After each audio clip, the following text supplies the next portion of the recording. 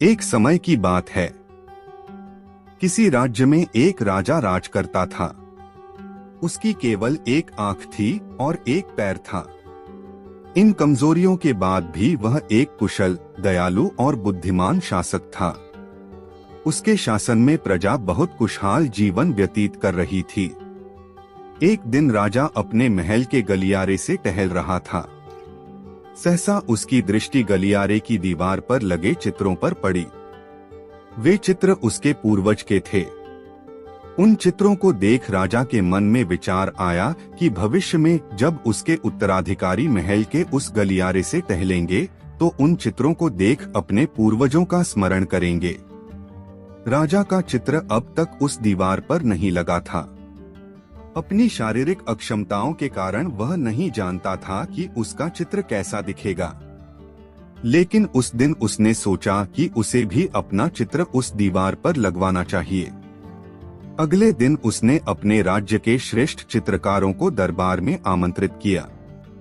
दरबार में उसने घोषणा की कि वह महल में लगवाने के लिए अपना सुंदर चित्र बनवाना चाहता है। जो उसका सुंदर चित्र बना सकता है वह चित्रकार आगे आए। चित्र जैसा बनेगा वैसा ही उस चित्रकार को इनाम दिया जाएगा। दरबार में उपस्थित चित्रकार अपनी कला में निपुण थे, लेकिन राजा की घोषणा सुनने के बाद वे सोचने लगे कि राजा तो काना और लंगड़ा है। ऐसे में उसका सुंदर चित्र कैसे बन पाएगा। चित्र सुंदर नहीं दिखा तो हो सकता है राजा क्रोधित होकर उन्हें सजा दे दे। यह विचार किसी को आगे आने का साहस न दे सका। सब कोई न कोई बहाना बनाकर वहां से चले गए। वहां मात्र एक युवा चित्रकार खड़ा रहा। राजा ने उससे पूछा, क्या तुम मेरा चित्र बनाने को तैयार हो? युवा चित्रकार ने हामी भर दी। राजा ने उसे अपना चित्र बनाने की आज्ञा दे दी। अगले ही दिन से वह चित्रकार राजा का चित्र बनाने में जुट गया। कुछ दिनों बाद चित्र बनकर तैयार था। जब चित्र के अनावरण का दिन आया तो दरबार में दरबारी सहित वे सभी चित्रकार भी उपस्थित हुए जिन्होंने राजा का चित्र बनाने से इनकार कर दिया था। सभी उत्सुकता से चित्र के अनावरण की प्रतीक्षा कर रहे थे। जब चित्र का अनावरण हुआ तो राजा सहित सबके मुंह खुले के खुले रह गए। चित्र बहुत ही सुंदर बना था। उस चित्र में राजा दोनों तरफ पैर कर घोड़े पर बैठा हुआ था, जिसे एक ओर से चित्रित किया था और उसमें राजा का एक ही पैर नजर आ रहा था। साथ ही राजा धनुष चढ़ाकर एक आंख बंद कर निशाना साध रहा था, जिससे उसके काने होने की कमजोरी छुप गई थी। यह चित्र देख राजा बहुत प्रसन्न हुआ। चित्रकार ने अपनी बुद्धिमत्ता से उसकी अक्षमताओं को छुपाकर एक बहुत सुंदर चित्र बनाया था। राजा ने उसे पुरस्कृत करने के साथ उसे अपने दरबार का मुख्य चित्रकार बना दिया। जीवन में आगे बढ़ना है तो हमें सदा सकारात्मक सोच रखना चाहिए। विषम परिस्थितियों में भी सकारात्मक दिशा में सोचने से किसी भी समस्या का समाधान आसानी से हो जाता है। एक व्यक्ति के दो पुत्र थे। दोनों का स्वभाव एक दूसरे के विपरीत था। एक बहुत कंजूस था तो दूसरा फिजूल खर्च। पिता उनके इस स्वभाव से परेशान था।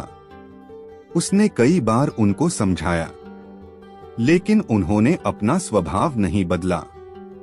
एक दिन पिता को पता चला कि उनके गांव में एक सिद्ध महात्मा पधारे हैं। वह उनके पास इस आस में पहुंच गया कि शायद वो उसके पुत्रों को समझा सके। महात्मा को उसने पूरी बात बताई, जिसे सुनकर महात्मा ने कहा, अपने पुत्रों को कल मेरे पास लेकर आना, मैं उनसे बात करूंगा। अगले दिन वह अपने पुत्रों को लेकर महात्मा के पास पहुंचा। महात्मा ने दोनों पुत्रों को अपने पास बुलाया और अपने दोनों हाथों की मुट्ठियां बंद कर उन्हें दिखाते हुए पूछा, यदि मेरे हाथ ऐसे हो जाएं तो कैसा लगेगा? लगेगा मानो आपको कोढ़ है, दोनों पुत्रों ने एक साथ उत्तर दिया। उसके बाद महात्मा ने अपनी मुट्ठी खोल ली, फिर अपनी दोनों हथेली फैलाकर उन्हें दिखाते हुए प्रश्न किया, यदि मेरे हाथ ऐसे हो जाएं तो बताओ कैसा लगेगा? अब भी लगेगा कि आपको कोढ़ है, दोनों पुत्रों ने उत्तर दिया। उत्तर सुनकर महात्मा गंभीर हो गए और उन्हें समझाने लगे, पुत्रों, अपनी मुट्ठी सदा बंद रखना या सदा खुली रखना एक तरह का कोढ़ ही है। यदि मुट्ठी सदा बंद रखोगे तो धनवान होते हुए भी निर्धन ही रहोगे, और यदि अपनी मुट्ठी सदा खुली रखोगे तो फिर चाहे कितने भी धनवान क्यों ना हो, निर्धन होते देर नहीं लगेगी। इसलिए कभी अपनी मुट्ठी बंद रखो, कभी खुली। इस तरह से जीवन का संतुलन बना रहेगा। पुत्रों को महात्मा की बात समझ में आ गई और उन्होंने निश्चय किया कि संतुलन बनाकर ही अपना धन खर्च करेंगे। जीवन में धन का बहुत महत्व है। उसका खर्च सोच समझकर करना चाहिए। अधिक कंजूसी भी ठीक नहीं और अधिक फिजूल खर्ची भी ठीक नहीं। दोनों ही दरिद्रता का संकेत हैं। एक धन होते हुए भी दरिद्रता और एक धन चले जाने की दरिद्रता। अतः ऐसे खर्च करें कि धन का संतुलन बना रहे। एक नगर में एक लोभी व्यक्ति रहता था। अपार धन संपदा होने के बाद भी उसे हर समय और अधिक धन प्राप्ति की लालसा रहती थी। एक बार नगर में एक चमत्कारी संत का आगमन हुआ। लोभी व्यक्ति को जब उनके चमत्कारों के बारे में ज्ञात हुआ तो वह दौड़ा दौड़ा उनके पास गया और उन्हें अपने घर आमंत्रित कर उनकी अच्छी सेवा शुश्रूषा की। सेवा से प्रसन्न होकर नगर से प्रस्थान करने के पूर्व संत ने उसे 4 दीपक दिए। चारों दीपक देकर संत ने उसे बताया, पुत्र, जब भी तुम्हें धन की आवश्यकता हो तो पहला दीपक जला लेना और पूर्व दिशा में चलते जाना। जहाँ दीपक बुझ जाए उस जगह की जमीन खोद लेना, वहाँ तुम्हें धन की प्राप्ति होगी। उसके उपरांत पुनः तुम्हें धन की आवश्यकता हुई तो दूसरा दीपक जला लेना, जिसे लेकर पश्चिम दिशा में तब तक चलते जाना जब तक वह बुझ ना जाए। उस स्थान से जमीन में गड़ी अपार धन संपदा तुम्हें प्राप्त होगी। धन की तुम्हारी आवश्यकता तब भी पूरी ना हो तो तीसरा दीपक जलाकर दक्षिण दिशा में चलते जाना। जहाँ दीपक बुझे वहाँ की जमीन खोदकर वहाँ का धन प्राप्त कर लेना। अंत में तुम्हारे पास एक दीपक और एक दिशा शेष रहेगी, किंतु तुम्हें न उस दीपक को जलाना है न ही उस दिशा में जाना है। इतना कहकर संत लोभी व्यक्ति के घर और उस नगर से प्रस्थान कर गए। संत के जाते ही लोभी व्यक्ति ने पहला दीपक जला लिया और धन की तलाश में पूर्व दिशा की ओर चल पड़ा। एक जंगल में दीपक बुझ गया। वहां की खुदाई करने पर उसे एक कलश प्राप्त हुआ। वह कलश सोने के आभूषणों से भरा हुआ था। लोभी व्यक्ति ने सोचा कि पहले दूसरी दिशाओं का धन प्राप्त कर लेता हूँ, फिर यहाँ का धन ले जाऊंगा। वह कलश वहीं झाड़ियों में छुपाकर उसने दूसरा दीपक जलाया और पश्चिम दिशा की ओर चल पड़ा। एक सुनसान स्थान में दूसरा दीपक बुझ गया। लोभी व्यक्ति ने वहां की जमीन खोदी। उसे वहां एक संदूक मिला जो सोने के सिक्कों से भरा हुआ था। लोभी व्यक्ति ने वह संदूक उसी गड्ढे में बाद में ले जाने के लिए छोड़ दिया। अब उसने तीसरा दीपक जलाया और दक्षिण दिशा की ओर बढ़ गया। वह दीपक एक पेड़ के नीचे बुझा। वहां जमीन के नीचे लोभी व्यक्ति को एक घड़ा मिला जिसमें हीरे मोती भरे हुए थे। इतना धन प्राप्त कर लोभी व्यक्ति प्रसन्न तो बहुत हुआ, किंतु उसका लोभ और बढ़ गया। वह अंतिम दीपक जलाकर उत्तर दिशा में जाने का विचार करने लगा, जिसके लिए उसे संत ने मना किया था। किंतु लोभ में अंधे हो चुके व्यक्ति ने सोचा कि अवश्य उस स्थान पर इन स्थानों से भी अधिक धन छुपा होगा जो संत स्वयं रखना चाहता होगा। मुझे तत्काल वहां जाकर उससे पहले उस धन को अपने कब्जे में ले लेना चाहिए। उसके बाद सारा जीवन मैं ऐशो आराम से बिताऊंगा। उसने अंतिम दीपक जला लिया और उत्तर दिशा में बढ़ने लगा। चलते चलते वह एक महल के सामने पहुंचा। वहां पहुंचते ही दीपक बुझ गया। दीपक बुझने के बाद लोभी व्यक्ति ने महल का द्वार खोल लिया और महल के भीतर प्रवेश कर महल के कक्षों में धन की तलाश करने लगा। एक कक्ष में उसे हीरे जवाहरातों का भंडार मिला, जिन्हें देख उसकी आंखें चौंधियां गई। अपार धन देख उसका लालच और बढ़ने लगा। कुछ आगे जाने पर उसे चक्की चलने की आवाज सुनाई पड़ी। वह एक कक्ष से आ रही थी। आश्चर्यचकित होकर उसने उस कक्ष का द्वार खोल लिया। वहां उसे एक वृद्ध व्यक्ति चक्की पीसता हुआ दिखाई पड़ा। लोभी व्यक्ति ने उससे पूछा, यहाँ कैसे पहुँचे बाबा? क्या थोड़ी देर तुम चक्की चलाओगे? मैं जरा सांस ले लूं, फिर तुम्हें पूरी बात बताता हूँ कि मैं यहाँ कैसे पहुँचा और मुझे यहाँ क्या मिला। वृद्ध व्यक्ति बोला। लोभी व्यक्ति ने सोचा कि वृद्ध व्यक्ति से यह जानकारी प्राप्त हो जाएगी कि इस महल में धन कहाँ कहाँ छुपा है, और उसकी बात मानकर वह चक्की चलाने लगा। इधर वृद्ध व्यक्ति उठ खड़ा हुआ और जोर जोर से हंसने लगा। उसे हंसता देख लोभी व्यक्ति ने पूछा, ऐसे क्यों हंस रहे हो? यह कहकर वह चक्की बंद करने लगा। अरे अरे, चक्की बंद मत करना, अब से ये महल तेरा है। इस पर अब तेरा अधिकार है और साथ ही इस चक्की पर भी। ये चक्की तुम्हें अब हर समय चलाते रहना है, क्योंकि चक्की बंद होते ही ये महल ढह जाएगा और तू इसमें दब कर मर जाएगा। गहरी सांस लेकर वृद्ध व्यक्ति आगे बोला, संत की बात न मानकर मैं भी लोभवश आखिरी दीपक जलाकर इस महल में पहुंच गया था। तब से यहाँ चक्की चला रहा हूँ। मेरी पूरी जवानी चक्की चलाते चलाते निकल गई। इतना कहकर वृद्ध व्यक्ति वहाँ से जाने लगा। जाते जाते ये बताते जाओ कि इस चक्की से छुटकारा कैसे मिलेगा? लोभी व्यक्ति पीछे से चिल्लाया। जब तक मेरे और तुम्हारे जैसा कोई व्यक्ति लोभ में अंधा होकर यहाँ नहीं आएगा, तुम्हें इस चक्की से छुटकारा नहीं मिलेगा। इतना कहकर वृद्ध व्यक्ति चला गया। लोभी व्यक्ति चक्की पीसता और खुद को कोसता रह गया। लालच बुरी बला है। एक कक्षा में अध्यापक छात्रों को पढ़ा रहे थे। तभी कक्षा के दो छात्र आपस में झगड़ने लगे। उनका झगड़ा देख अध्यापक ने पूछा, क्या बात है? तुम दोनों ऐसे क्यों झगड़ रहे हो? सर, ये मेरी बात सुन ही नहीं रहा है, बस अपनी बात पर अड़ा हुआ है। एक छात्र बोला, सर मैं इसकी बात क्यों सुनूं? ये जो कह रहा है वो गलत है। ऐसे में इसकी बात सुनकर क्या फायदा? दूसरा छात्र बोला। इसके बाद दोनों फिर से आपस में उलझ गए। दोनों की सुलह कराने अध्यापक ने उन्हें अपने पास बुलाया। दोनों छात्र अध्यापक की डेस्क के पास जाकर खड़े हो गए। एक डेस्क की एक ओर और दूसरा डेस्क की दूसरी ओर। अध्यापक ने डेस्क की दराज से एक गेंद निकाली और उसे डेस्क के बीचों बीच रख दिया। उसके बाद वे दोनों छात्रों से बोले, इस गेंद को देखकर बताओ ये किस रंग की है? ये सफेद रंग की गेंद है सर, पहला छात्र बोला।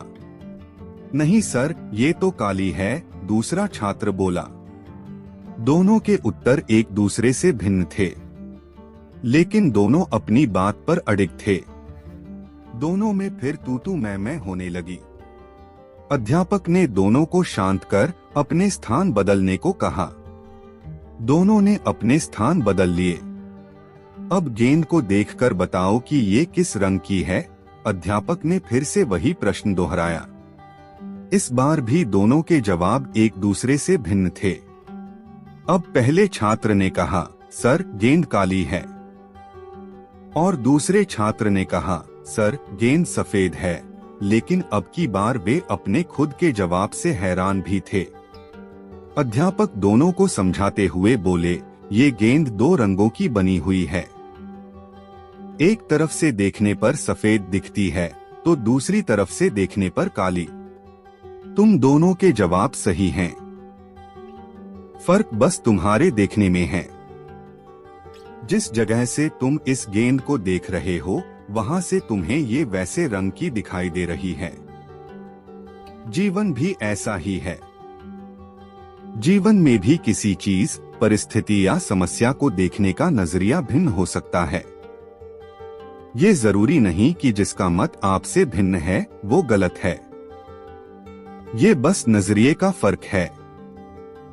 ऐसे में हमें विवाद में पड़ने के स्थान पर दूसरे के नजरिए को समझने का प्रयास करना चाहिए। तभी हम किसी की बात बेहतर ढंग से समझ पाएंगे और अपनी बात बेहतर ढंग से समझा पाएंगे। दोनों छात्रों को अध्यापक की बात समझ में आ गई और दोनों ने अपना झगड़ा भुलाकर सुलह कर ली। एक राजा था जिसका बहुत बड़ा राज्य था। उस राजा को पढ़ने और लिखने का बहुत शौक था। राजा ने सभी मंत्रियों को बुलाया और कहा कि मेरे लिए एक गुरु की व्यवस्था की जाए जो इस राज्य में सबसे ज्यादा शिक्षित हो। मंत्रियों की परिषद ने राजा के लिए एक शिक्षक की व्यवस्था की। शिक्षक अब राजा को सिखाने के लिए रोज उसके महल आता। राजा शिक्षक को गुरुजी कहकर बुलाता, जैसे परंपरा होती। राजा दिल लगाकर पढ़ता रहा। ऐसा कई महीनों तक चलता रहा। राजा दिल लगाकर पढ़ रहा था, पर उसको कुछ भी समझ नहीं आ रहा था।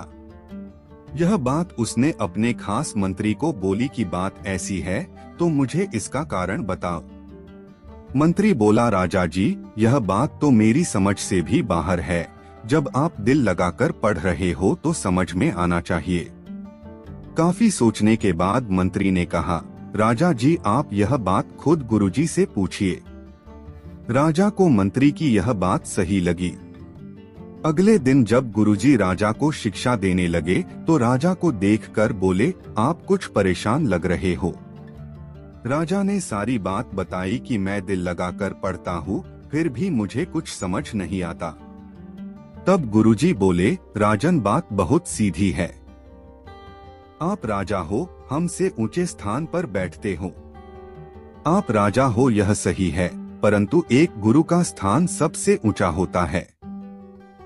आपके मन में कहीं न कहीं इस बात का मान है कि आप हमसे ऊंचे हो, और दूसरा, जब भी आप शिक्षा लेते हो खुद सिंहासन पर बैठते हो, जबकि हम आपके नीचे बैठते हैं। गुरु का स्थान हमेशा अपने राजा से ऊपर होता है। इस कहानी से यही शिक्षा मिलती है कि हमारे जीवन में गुरु का स्थान हमेशा ऊंचा होता है। गुरु परमात्मा समान होता है। हमें अपने गुरु की हर बात माननी चाहिए। कभी कभी हम गुस्सा हो जाते हैं कि उन्होंने हमें डांटा, परंतु उसके पीछे हमारा भला ही छिपा होता है।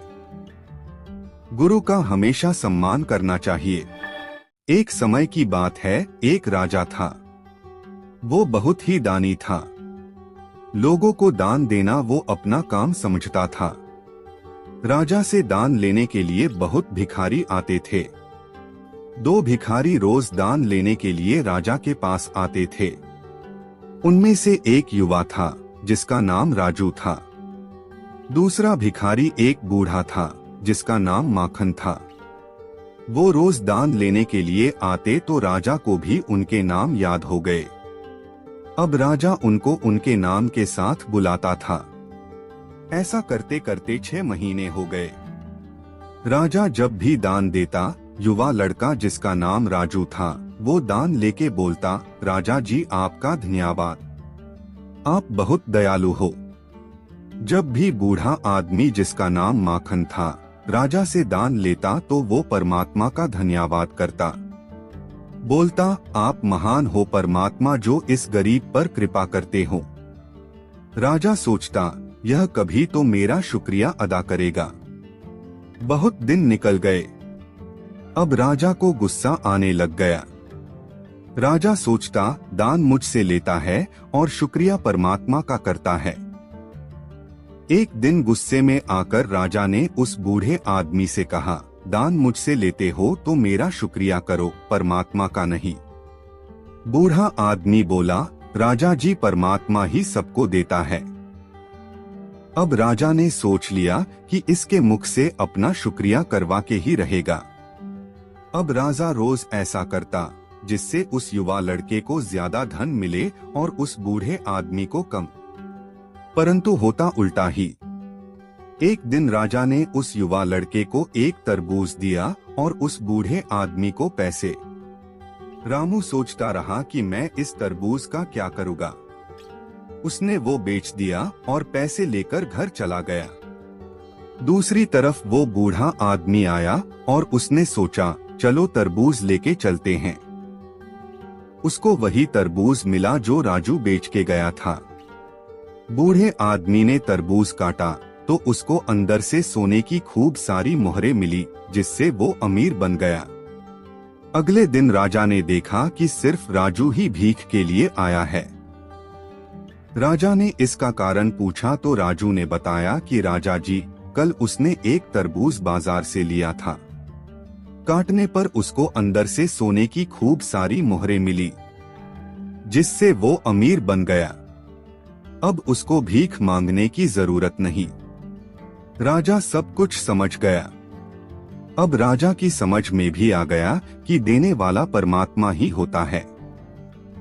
उन्होंने कोशिश की थी कि राजू अमीर बन जाए, परंतु हर बार उल्टा ही हो जाता। हमें भी यही सीखने को मिलता है कि जो कुछ भी हमें मिलता है वो परमात्मा ही देता है। हमें उसका शुक्रिया अदा करना चाहिए, क्योंकि जो हमें मिला बहुतों को वो भी नहीं मिला। एक गुरुकुल में बहुत सारे बच्चे पढ़ते थे। वो अपनी शिक्षा बहुत अच्छे से ले रहे थे। ऐसे करते करते उनकी शिक्षा संपूर्ण हो गई। उनके जाने के एक दिन पहले उनके गुरुजी ने सभी बच्चों को अपने पास बुलाया। गुरुजी ने कहा, बच्चों, आप सभी ने बहुत अच्छे से शिक्षा ली। कल आप सबका जाने का दिन है, परंतु मैं चाहता हूं कि आप सब एक अंतिम परीक्षा दें। सभी बच्चों ने एकदम पूछा, कैसी परीक्षा गुरुजी? गुरुजी बोले, बच्चों, परीक्षा बहुत साधारण है। आप सभी को दौड़ लगानी है। यह सुनकर सभी बच्चे बहुत खुश हुए और खुशी खुशी सभी बच्चे दौड़ के लिए मान भी गए। अगले दिन गुरुजी ने समझाया कि बच्चों, आप सभी को एक साथ दौड़ना होगा। इस दौड़ में आपको कूदना भी पड़ सकता है, परंतु घबराना नहीं। आखिर में एक सुरंग आएगी जिसमें आपको बहुत सारे पत्थर भी मिलेंगे। वो आप पर निर्भर करेगा कि आप उस रास्ते को कैसे पार करते हो। दौड़ शुरू हो गई। सभी बच्चे एक साथ दौड़ रहे थे, मगर जब सुरंग आई तो सभी बच्चे अलग अलग हो गए। कहने का मतलब, कोई बच्चा सुरंग से पहले बाहर आया तो कोई बाद में, और कुछ बच्चे तो अभी भी उस सुरंग के अंदर थे। सभी बच्चों के बाहर आने के बाद गुरुजी बोले, बच्चों, कैसी रही आपकी दौड़? कुछ बच्चे बड़ी खुशी से बोले, बहुत अच्छी गुरुजी, और हम ही पहले आए। तभी गुरुजी ने पूछा, ऐसा क्यों हुआ कि कोई पहले आया तो कोई बाद में आया, जबकि रास्ता सबका एक ही था? तभी एक बच्चा खड़ा होकर बोला, गुरुजी, वो पहले तो हम सब एक साथ ही दौड़ रहे थे, परंतु जब सुरंग आई तब हम सब आगे पीछे हो गए। गुरुजी ने पूछा, ऐसा क्यों हुआ?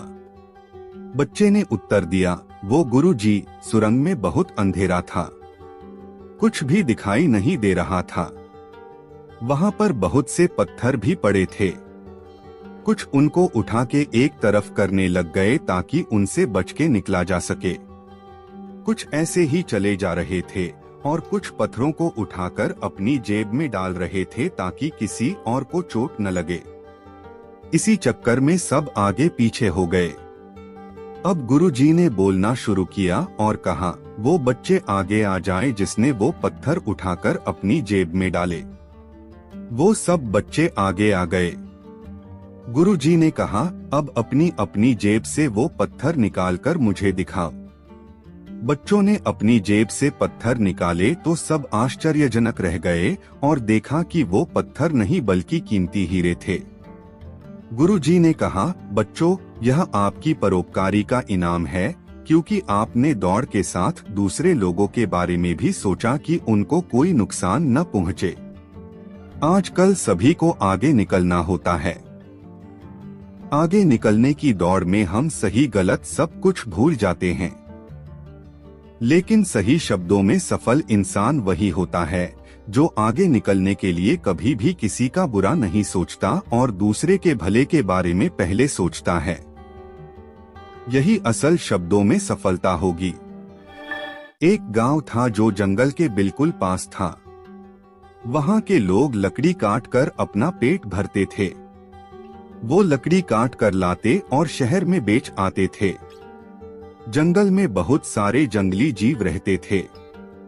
वहां के लोग जब लकड़ी काटने के लिए जाते तो बहुत बार वो जंगली जानवरों का शिकार बन जाते।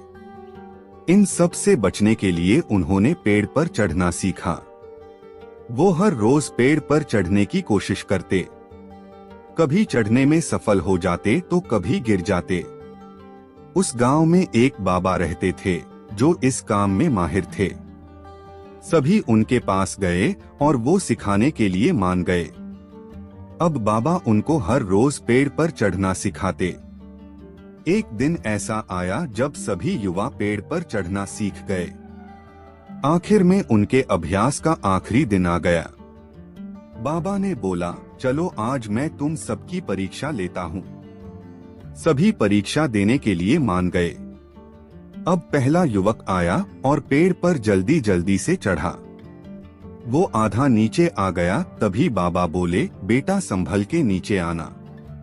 इसी तरह दूसरा युवक जल्दी जल्दी ऊपर चढ़ा और जब बिल्कुल नीचे आ ही गया तो बाबा जी बोले, बेटा संभल कर। फिर तीसरा युवक चढ़ा तो जब वो भी नीचे आने ही लगा तो बाबा बोले, संभल कर बेटा। इसी तरह बाबा ने सबको कहा। सभी हैरान थे कि जब ऊपर जा रहे होते तब बाबा को यह बात बोलनी चाहिए थी, परंतु जब हम नीचे आने ही वाले होते तो क्यों बोलते बाबा जी। किसी की पूछने की हिम्मत नहीं थी। तभी एक युवा बोला, बाबा आपकी एक बात समझ नहीं आई। बाबा ने पूछा, क्या बेटा? युवा बोला, बाबा जब हम पेड़ से नीचे उतरने वाले होते आप तब बोलते संभल कर उतरना, जबकि वहां तो हम आराम से नीचे आ सकते। बाबा ने ध्यान से बात सुनी और फिर कहा, बेटा इसका कारण यह है कि जब आप ऊपर जा रहे होते तो खुद ही सावधान होते हो, परंतु गलती तब होती है जब हम अपनी मंजिल के बिल्कुल पास पहुंच जाते हैं। उस समय आप बेफिक्र हो जाते हो कि अब तो कोई रिस्क ही नहीं, जबकि रिस्क उसी समय होता है। सभी बाबा की बात से सहमत थे। इस कहानी से हमें यह सीखने को मिलता है कि गलती तब ही होती है जब हम अपनी मंजिल के बिल्कुल पास होते हैं, क्योंकि उस समय लगता है कि यह तो हम बड़े आराम के साथ कर लेंगे, लेकिन तब हम अपने लक्ष्य से ध्यान हटा लेते हैं, जिसका परिणाम हमें बहुत दुख देता है। एक गरीब आदमी अपनी गरीबी से इतना नाखुश था कि उसने निकट के नदी में अपने जीवन को समाप्त करने के बारे में सोचा। जब वो व्यक्ति नदी के पास गया, वहां नदी के किनारे पर एक साधु महाराज थे। उन्होंने उसे ऐसा करने से रोक दिया। साधु ने उस व्यक्ति से जीवन खत्म करने का कारण पूछा तो उस आदमी ने सारी बात साधु महाराज को बताई। आदमी की परेशानियों को सुनकर साधु महाराज ने उसे बताया कि मेरे पास एक उपाय है। मेरे पास एक ऐसा जादुई जग है जो तुम्हारी सभी इच्छाओं को पूरा करेगा, लेकिन जब भी यह जग टूट जाएगा उसी समय तुमसे सब कुछ छिन जाएगा और फिर सब कुछ गायब हो जाएगा। साधु ने कहा कि यदि तुम मेरी 2 साल तक सेवा करते हो तो मैं वो जग तुम्हें दे दूंगा, और यदि तुम मेरी सेवा 4 साल तक करते हैं तो मैं तुमको वो जग बनाने के लिए मंत्र भी सिखा दूंगा। आदमी साधु महाराज को कहता है, मैं केवल 3 साल की सेवा करना चाहता हूँ, फिर मुझे वो जग देना, मैं उसको संभाल कर रखूंगा और उसे टूटने नहीं दूंगा। 2 साल की सेवा करने के बाद आदमी को वो जग मिल जाता है और वह खुशी से अपने घर जाता है। इस तरह उसने उस जादुई जग के साथ अपनी सारी इच्छाओं को पूरा करना शुरू कर दिया। सबसे पहले उसने खुद के लिए एक सुंदर महल और उसके बाद पैसे मांगे। इस तरह उसके आसपास के गांवों और शहरों में चर्चा शुरू हो गई। अब वो उन सभी को खाने के लिए बुलाता और उनसे अच्छा व्यवहार करता, परंतु अब उसने शराब पीनी शुरू कर दी। एक दिन उसने शराब पीकर वो जग सिर पर रख लिया और नाचना शुरू कर दिया। अचानक वह जग उसके सिर से गिर गया और टूट गया। जग के टूटने के बाद सब कुछ गायब हो गया। अब आदमी ने पश्चाताप करना शुरू कर दिया और कहा, काश मैंने शराब न पी होती, थोड़ा वक्त और रुककर महाराज जी से वो जग बनाने की तरकीब सीख ली होती। इससे हमें यह शिक्षा मिलती है कि हमें कोई भी काम करने के लिए जल्दबाजी नहीं करनी चाहिए। पहले उसके बारे में अच्छी तरह से ज्ञान लेना चाहिए, फिर ही काम शुरू करना चाहिए। एक लड़का सुबह सुबह तालाब के किनारे दौड़ने को जाया करता था। आते जाते वो एक बूढ़ी महिला को देखता था। वो बूढ़ी महिला हर रोज तालाब के किनारे छोटे छोटे कछुओं की पीठ को साफ किया करती थी। लड़का यह सब हर रोज देखता था। एक दिन उसने सोचा कि इसका क्या कारण हो सकता है। वो लड़का उस बूढ़ी महिला के पास गया और उनका अभिवादन किया। नमस्ते आंटी जी, मैं आपको हर रोज कछुओं की पीठ को साफ करते हुआ देखता हूँ। आप यह क्यों करती हो? बूढ़ी महिला ने बड़े प्यार से लड़के को देखा और बोला, बेटा मैं यहाँ हर रविवार आती हूँ। मुझे इन कछुओं की पीठ को साफ करके अच्छा लगता है। अंदर से शांति का अनुभव होता है, क्योंकि इनकी पीठ पर जो कवच होता है उस पर कचरा जमता जाता है, जिसकी वजह से इनकी गर्मी पैदा करने की क्षमता कम हो जाती है। इसलिए इन कछुओं को तैरने में मुश्किल का सामना करना पड़ता है। अगर कुछ समय बाद तक अगर ऐसा ही रहे, इसको साफ ना किया जाए, तो ये कवच भी कमजोर हो जाते हैं, जिससे इनकी जिंदगी भी खतरे में पड़ जाती है। इसलिए मैं इन कवच को हर रविवार साफ करने आती हूँ। यह सुनकर लड़का बड़ा हैरान हुआ।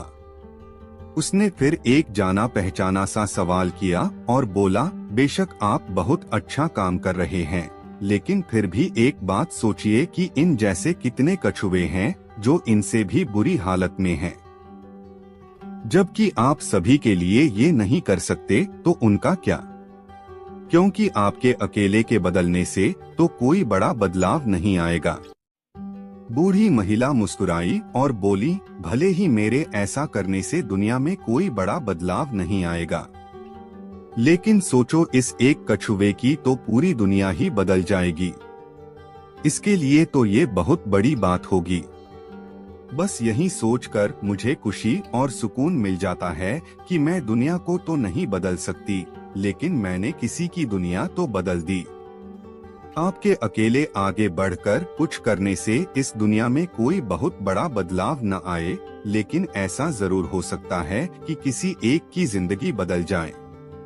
सोचकर देखिए, आपकी वजह से किसी एक की जिंदगी बदल जाए तो आपको कितना सुकून और खुशी महसूस होगी।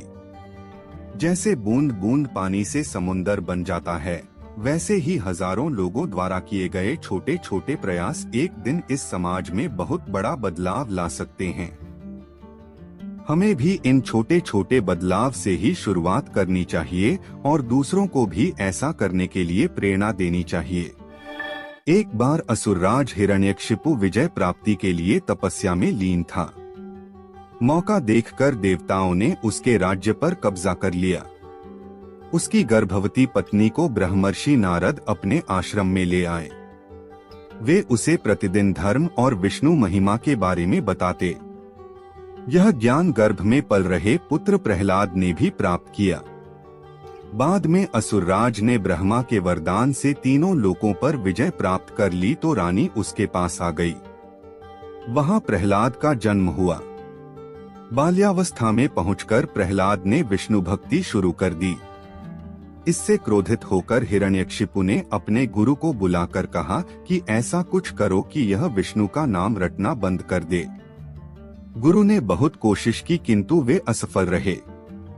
तब असुरराज ने अपने पुत्र की हत्या का आदेश दे दिया। उसे विष दिया गया, उस पर तलवार से प्रहार किया गया, विषधरों के सामने छोड़ा गया, हाथियों के पैरों तले कुचलवाना चाहा, पर्वत से नीचे फेंकवाया, लेकिन ईश कृपा से प्रहलाद का बाल भी बांका नहीं हुआ। तब हिरण्यकशिपु ने अपनी बहन होलिका को बुलाकर कहा कि तुम प्रहलाद को लेकर अग्नि में बैठ जाओ, जिससे वह जलकर भस्म हो जाए। होलिका को वरदान था कि उसे अग्नि तब तक कभी हानि नहीं पहुंचाएगी जब तक कि वह किसी सद्वृत्ति वाले मानव का अहित करने की न सोचे। अपने भाई की बात को मानकर होलिका भतीजे प्रहलाद को गोदी में लेकर अग्नि में बैठ गई। उसका अहित करने के प्रयास में होलिका तो स्वयं जलकर भस्म हो गई और प्रहलाद हंसते हुए अग्नि से बाहर आ गया। इसलिए होली पर्व मनाते समय वास्तविक भाव को ध्यान में रखकर होली दहन करें। इसके लिए फिर आप चाहे तो विगत वर्षों के बुरे अनुभवों और असफलताओं को एक कागज पर लिखकर अग्नि को समर्पित कर दें। अपने मन में चल रहे नकारात्मक भावों को होली दहन में डाल दें। तभी आप भी सकारात्मकता सोच से आगे बढ़ते हुए प्रहलाद की तरह ईश कृपा के पात्र बन जाएंगे। एक बार की बात है, एक छोटे से गांव में कावेरी नाम की एक महिला रहती थी।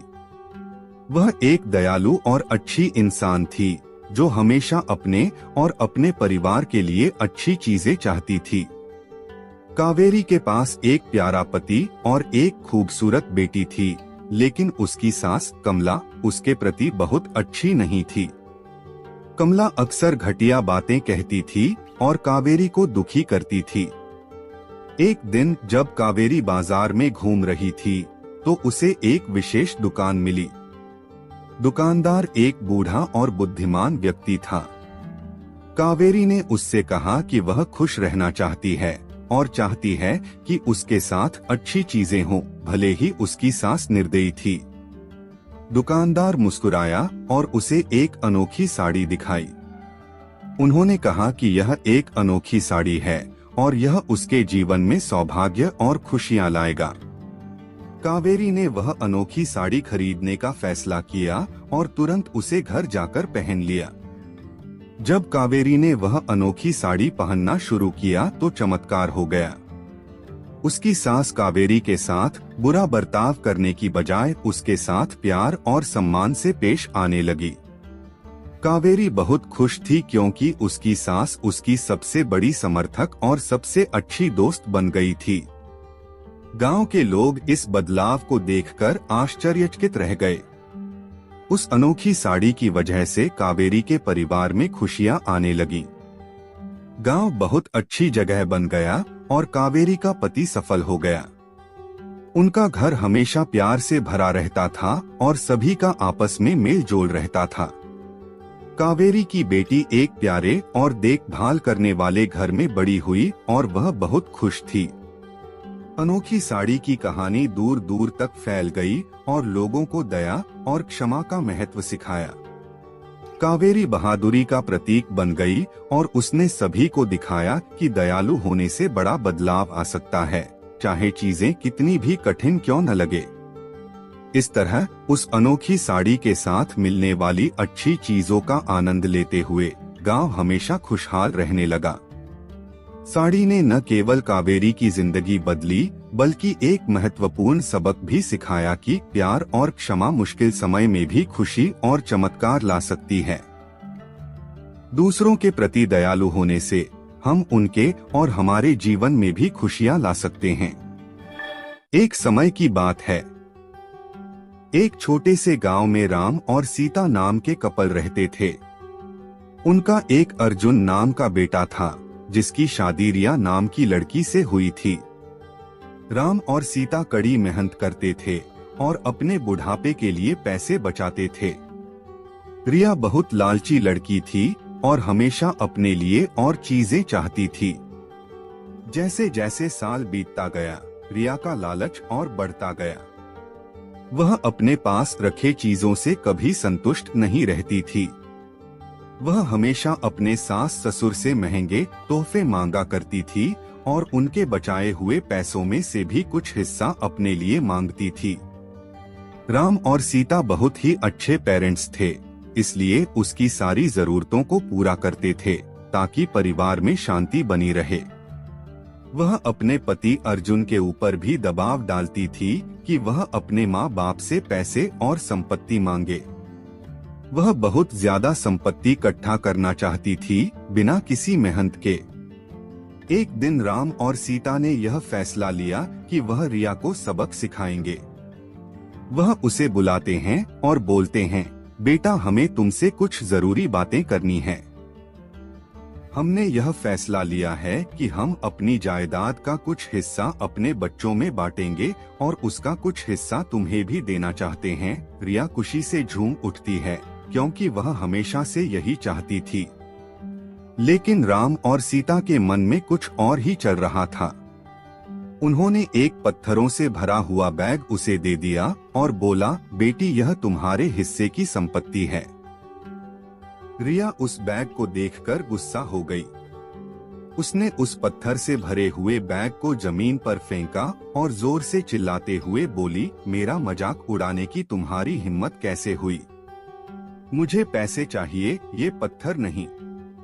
राम और सीता ने शांत तरीके से उसे समझाया और बोले, रिया सच्ची संपत्ति सिर्फ पैसे और चीजों के बारे में नहीं है।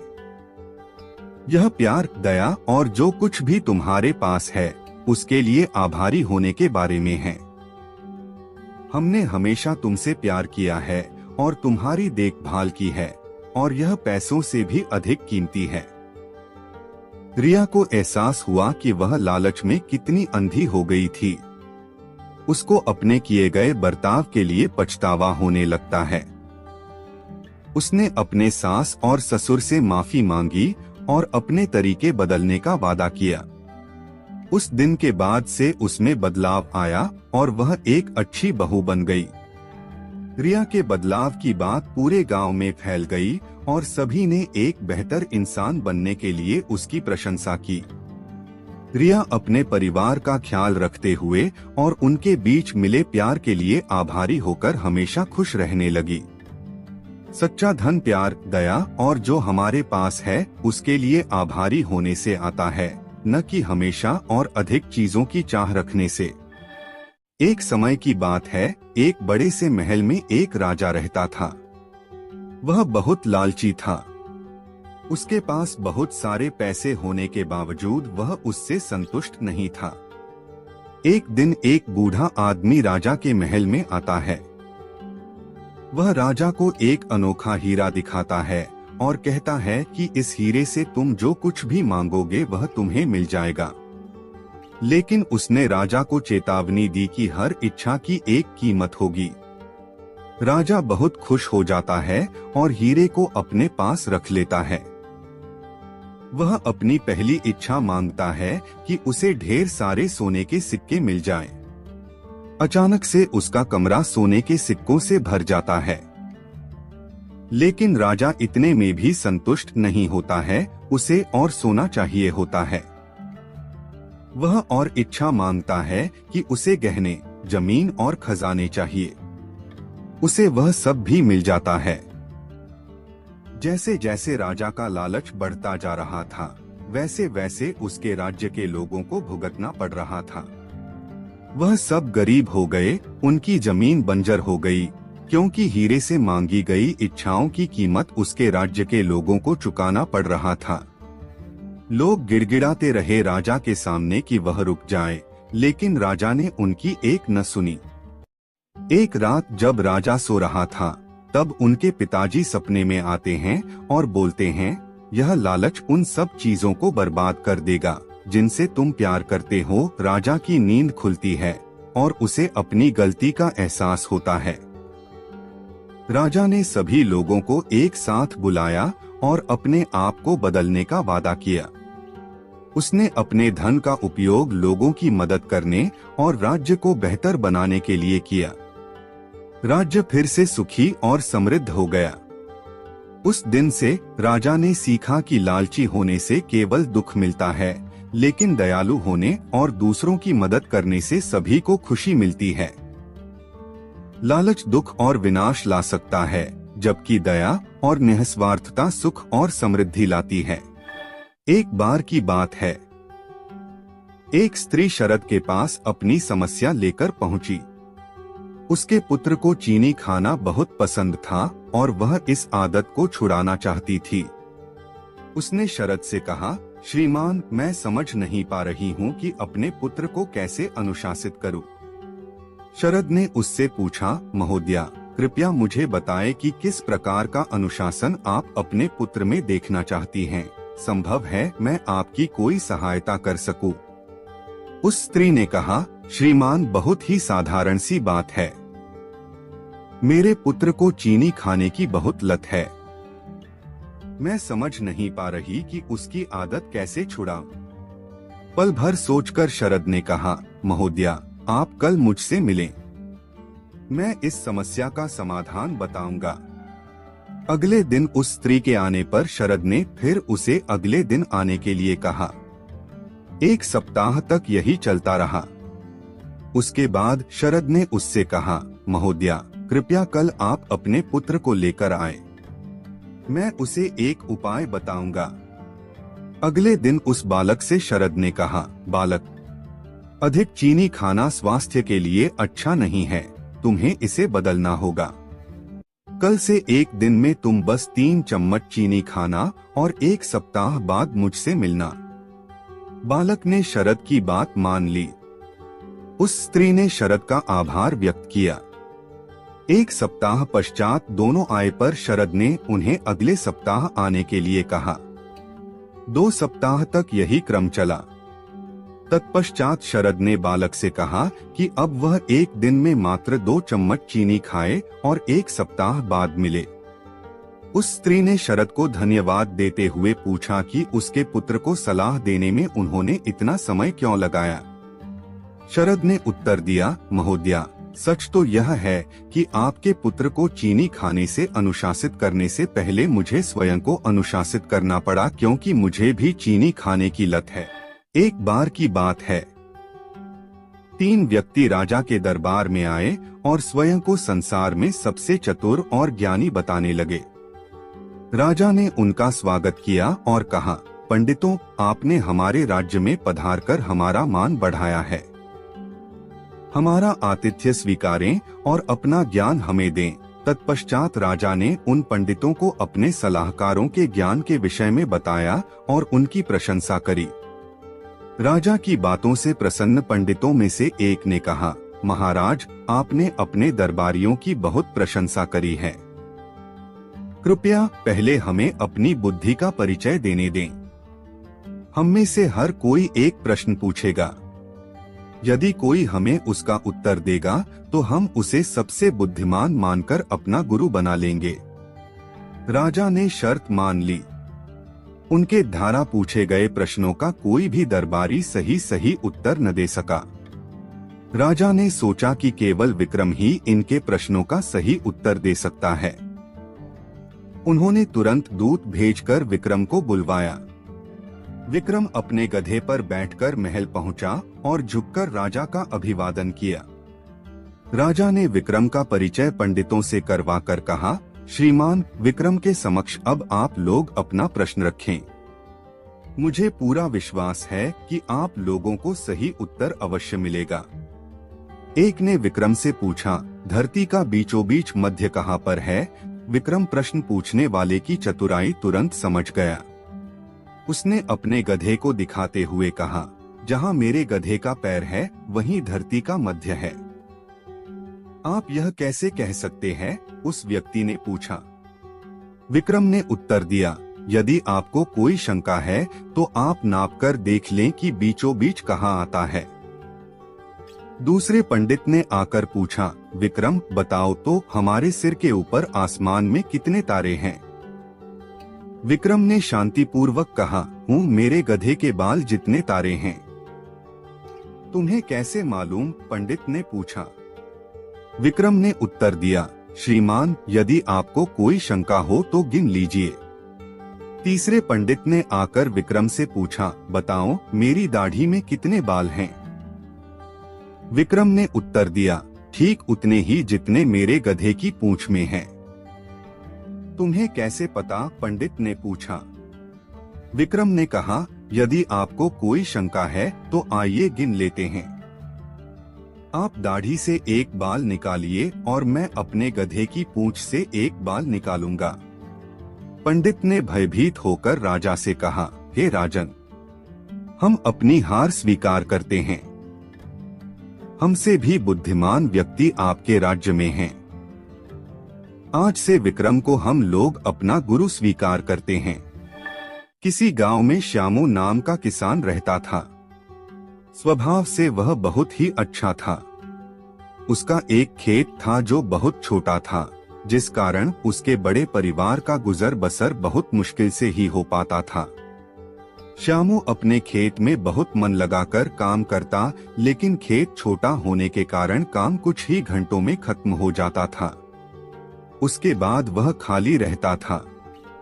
काम के बाद का खाली समय श्यामू को बिताना भारी पड़ता था। इसलिए उसने एक दिन सोचा कि क्यों न इस खाली समय में गांव के ही सेठ जी के खेत पर मजदूरी कर लिया जाए।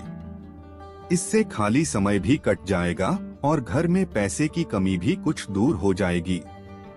गांव के सेठ जी बड़े भले इंसान थे।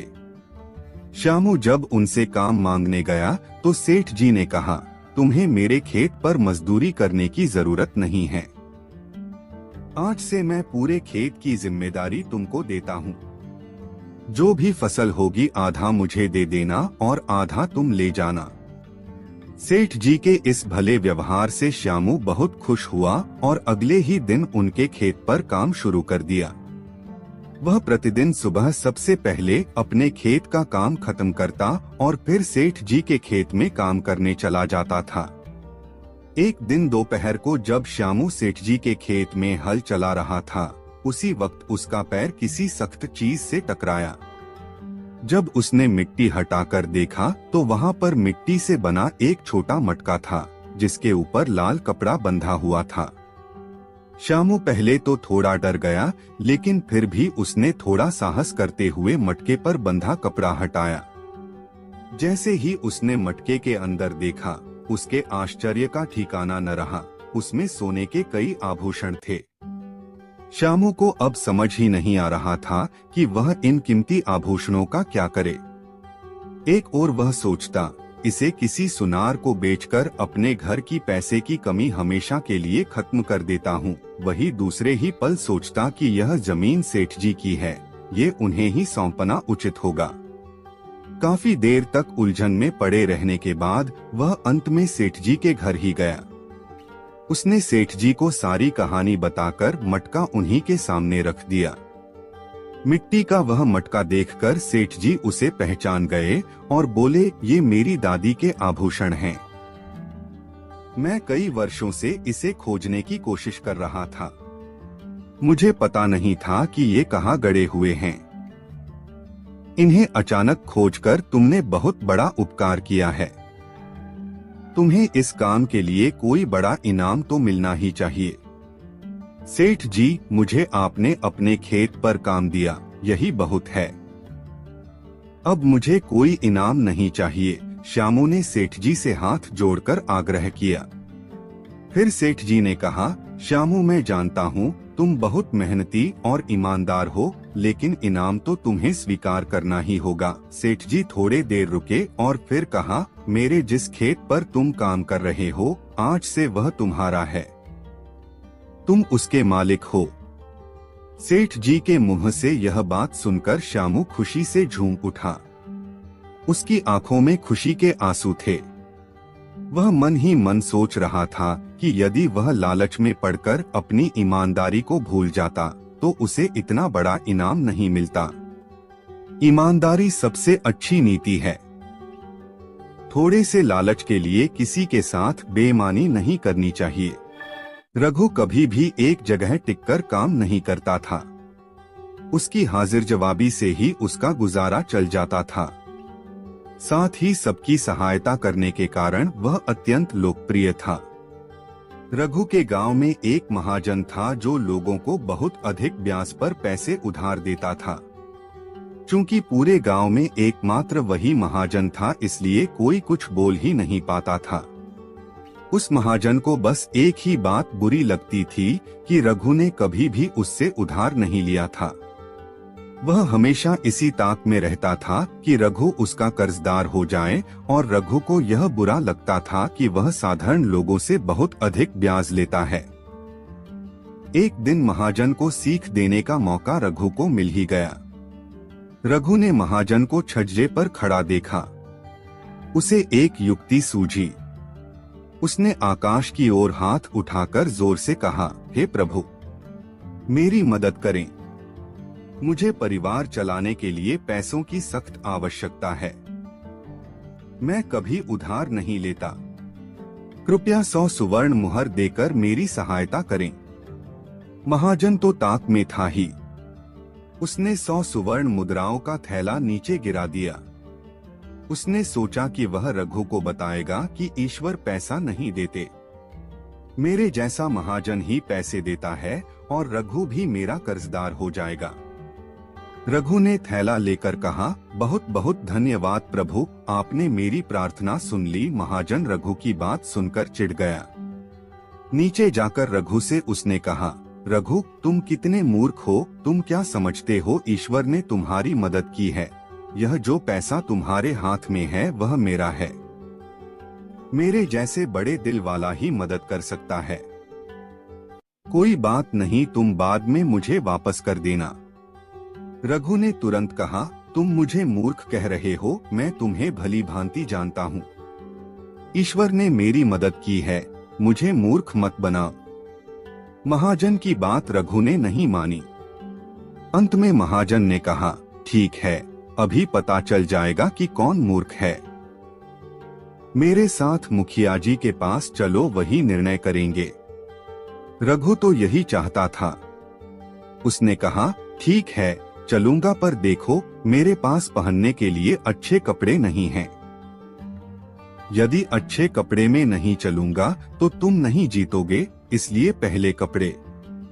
महाजन ने सोचा कि निर्णय तो मेरे ही पक्ष में होना है। कम से कम रघु को अच्छे कपड़े दे देता हूँ। उसने अपने कपड़े दे दिए। इसी प्रकार रघु ने महाजन से कोट, जूते और यहाँ तक कि घोड़े का भी इंतजाम करवा लिया। दोनों घोड़े पर सवार होकर मुखिया जी के पास पहुँचे। मुखिया जी को अपनी बात बताकर महाजन ने न्याय मांगा। मुखिया जी ने बारी बारी से दोनों को देखा और फिर रघु से बोला, तुम्हें कुछ कहना है क्या? रघु ने कहा, हुजूर, इस व्यक्ति की बुद्धि खराब हो गई है। जो कुछ भी मेरे पास है उसे यह अपना बताता है। यदि आप उससे पूछें कि मेरे कपड़े, जूते, घोड़े किसके हैं, तो यह उसे भी अपना ही बताएगा। ऐसी स्थिति में स्वर्ण मुद्राओं के संबंध में भी आप उससे उसी उत्तर की अपेक्षा कर सकते हैं। रघु के कहे अनुसार मुखिया जी ने महाजन से पूछा। कपड़े जूते सब महाजन के थे ही, तो उसे कहना पड़ा, जी हुजूर, ये सब मेरे ही हैं। मुखिया जी ने रघु के पक्ष में अपना निर्णय दिया और अपनी मूर्खता के लिए महाजन स्वयं को दोष देता हुआ चला गया। एक बार सुशील के गांव में मेला लगा। कई महीनों से सुशील को इस मेले में जाने का मन था। वह वहां जाकर कुछ खेलों में अपनी किस्मत आजमाना चाहता था। सुशील के दोस्तों ने कहा कि वे भी साथ चलेंगे, पर वह जानता था कि वह अपने दोस्तों के सामने खेलों में भागीदार नहीं बन सकता था। उसको अपने दोस्तों के सामने हारने की भी चिंता थी। उसे डर था कि यदि वह हार गया तो उसके दोस्त उसे असमर्थ समझकर उसका सम्मान करना छोड़ देंगे। वह किसी भी हालत में जीतना चाहता था। मेले में सुशील अपने दोस्तों के साथ चल दिया और उसने सोचा कि मेले में ही कुछ उपाय सोच लेगा। मेले में बहुत सी दुकानें थीं। उसमें से एक दुकान में तीर से निशाना मारने का खेल था। सही निशाना लगाने पर बहुत बढ़िया इनाम भी था। सुशील ज्यादा अनुभवी तो नहीं था, पर वह निशाना लगाकर जीतना चाहता था। उसको यह भी डर था कि अगर निशाना सही नहीं लग पाया तो उसके दोस्त उसकी खिल्ली उड़ाएंगे। फिर उसने कुछ सोचा और तीर उठाकर अपने दोस्तों से कहा कि वह इस खेल के माध्यम से उन्हें कुछ व्यवहारिक ज्ञान देगा। उसे लगा कि इस प्रकार यदि वह विफल भी हुआ तो भी वह अपने दोस्तों के सामने अपनी इज्जत बचा पाएगा। वे सब दुकान की ओर चल दिए जहां सुशील को देखने के लिए भीड़ जुट गई थी। यह सुशील के लिए पक्की चुनौती थी।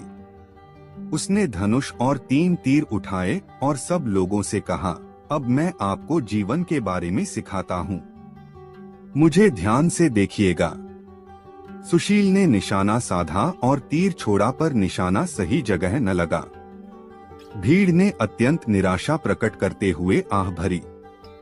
सुशील शांत रहा और बोला, तीर मारते वक्त मैंने सोचा था कि मैं एक योद्धा हूँ, इसी कारण मेरा निशाना चूक गया। जब हम युद्ध में लड़ने जाते हैं तो निशाना चूक सकता है, यही वजह है कि हम युद्ध हार जाते हैं। फिर उसने दूसरा तीर उठाया और निशाने की ओर छोड़ा, पर इस बार भी तीर निशाने से चूक गया। भीड़ ने फिर शोर मचाया। सुशील शांत मुद्रा में बोला, मैं आप लोगों को सिखाना चाहता था कि लक्ष्य पर अपना ध्यान केंद्रित करना बहुत जरूरी होता है, वरना निशाना सही जगह पर नहीं लगेगा। तीसरी और आखिरी बार सुशील ने फिर तीर साधा। इस बार तीर सही जगह पर लगा। अचूक निशाना देख भीड़ चिल्ला पड़ी और करतल ध्वनि से सुशील की सराहना की। अपनी इच्छा पूरी करके सुशील घर की ओर चलने लगा और यह बताना भूल गया कि यह निशाना किस लिए साधा था। भीड़ ने सुशील को शांत देखकर पूछा, अब की बार आपने यह निशाना किसके लिए लगाया? सुशील ने मुस्कुराते हुए कहा, यह निशाना तो मैंने अपने लिए लगाया। मित्र और बाकी एकत्रित लोग इस जवाब से सहमत हो गए और सुशील प्रसन्न था, उसकी लाज जो रह गई थी। एक गरीब आदमी अपनी गरीबी से इतना नाखुश था कि उसने निकट के नदी में अपने जीवन को समाप्त करने के बारे में सोचा। जब वो व्यक्ति नदी के पास गया, वहाँ नदी के किनारे पर एक साधु महाराज थे। उन्होंने उसे ऐसा करने से रोक दिया। साधु ने उस व्यक्ति से जीवन खत्म करने का कारण पूछा तो उस आदमी ने सारी बात साधु महाराज को बताई। आदमी की परेशानियों को सुनकर साधु महाराज ने उसे बताया कि मेरे पास एक उपाय है। मेरे पास एक ऐसा जादुई जग है जो तुम्हारी सभी इच्छाओं को पूरा करेगा, लेकिन जब भी यह जग टूट जाएगा उसी समय तुमसे सब कुछ छिन जाएगा और फिर सब कुछ गायब हो जाएगा।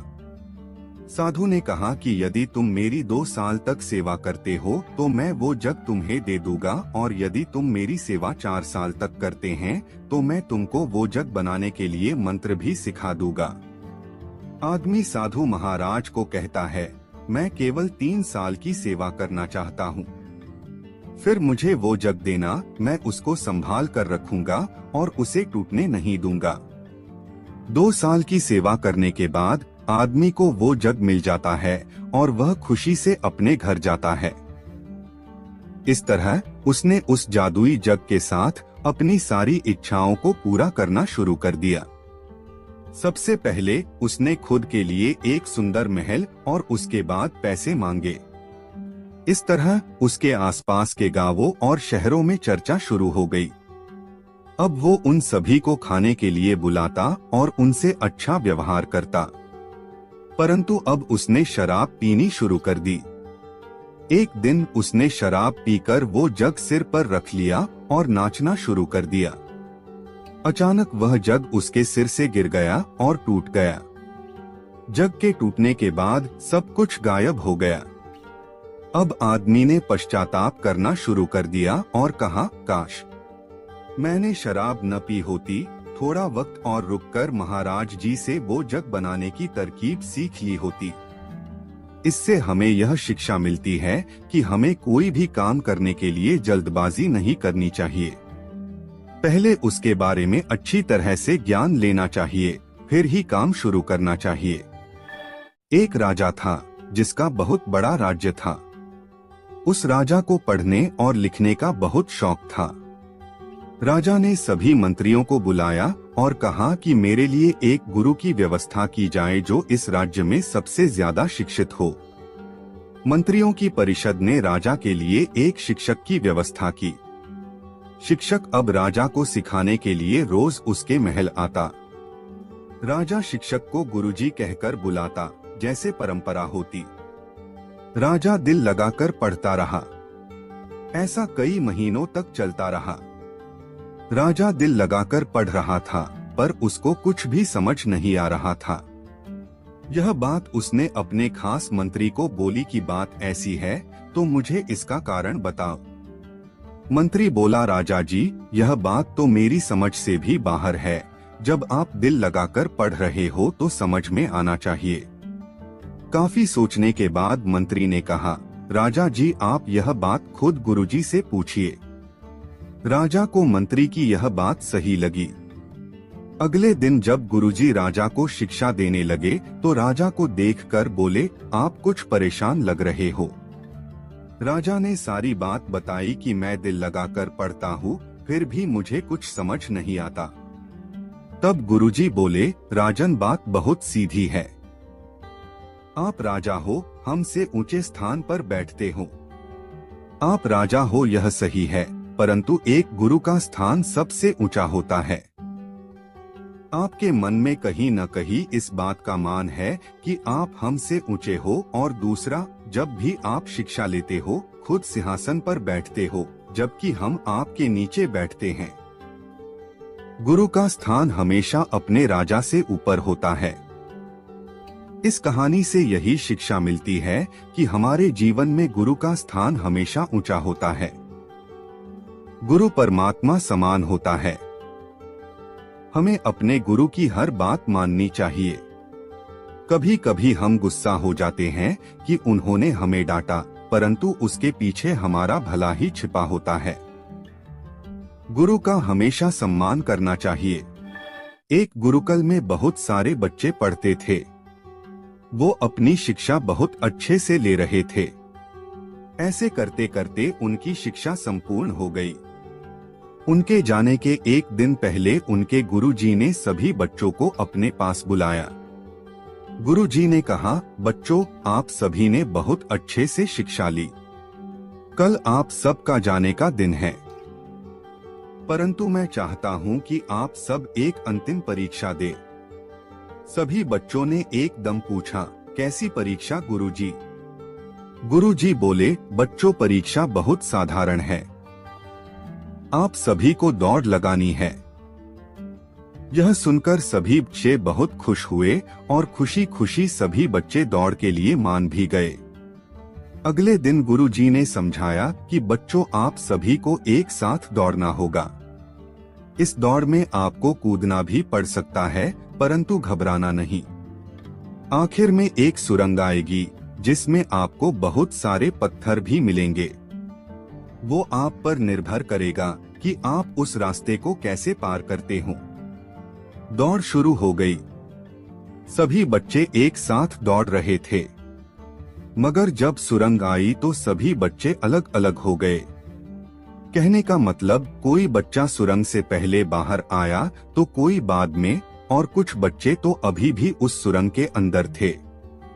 सभी बच्चों के बाहर आने के बाद गुरुजी बोले, बच्चों, कैसी रही आपकी दौड़? कुछ बच्चे बड़ी खुशी से बोले, बहुत अच्छी गुरुजी, और हम ही पहले आए। तभी गुरुजी ने पूछा, ऐसा क्यों हुआ कि कोई पहले आया तो कोई बाद में आया, जबकि रास्ता सबका एक ही था? तभी एक बच्चा खड़ा होकर बोला, गुरुजी, वो पहले तो हम सब एक साथ ही दौड़ रहे थे, परंतु जब सुरंग आई तब हम सब आगे पीछे हो गए। गुरुजी ने पूछा, ऐसा क्यों हुआ? बच्चे ने उत्तर दिया, वो गुरुजी, सुरंग में बहुत अंधेरा था, कुछ भी दिखाई नहीं दे रहा था। वहां पर बहुत से पत्थर भी पड़े थे। कुछ उनको उठा के एक तरफ करने लग गए ताकि उनसे बच के निकला जा सके। कुछ ऐसे ही चले जा रहे थे और कुछ पत्थरों को उठाकर अपनी जेब में डाल रहे थे ताकि किसी और को चोट न लगे। इसी चक्कर में सब आगे पीछे हो गए। अब गुरुजी ने बोलना शुरू किया और कहा, वो बच्चे आगे आ जाएं जिसने वो पत्थर उठाकर अपनी जेब में डाले। वो सब बच्चे आगे आ गए। गुरुजी ने कहा, अब अपनी अपनी जेब से वो पत्थर निकालकर मुझे दिखाओ। बच्चों ने अपनी जेब से पत्थर निकाले तो सब आश्चर्यजनक रह गए और देखा कि वो पत्थर नहीं बल्कि कीमती हीरे थे। गुरुजी ने कहा, बच्चों, यह आपकी परोपकारी का इनाम है क्योंकि आपने दौड़ के साथ दूसरे लोगों के बारे में भी सोचा कि उनको कोई नुकसान न पहुंचे। आजकल सभी को आगे निकलना होता है। आगे निकलने की दौड़ में हम सही गलत सब कुछ भूल जाते हैं। लेकिन सही शब्दों में सफल इंसान वही होता है जो आगे निकलने के लिए कभी भी किसी का बुरा नहीं सोचता और दूसरे के भले के बारे में पहले सोचता है।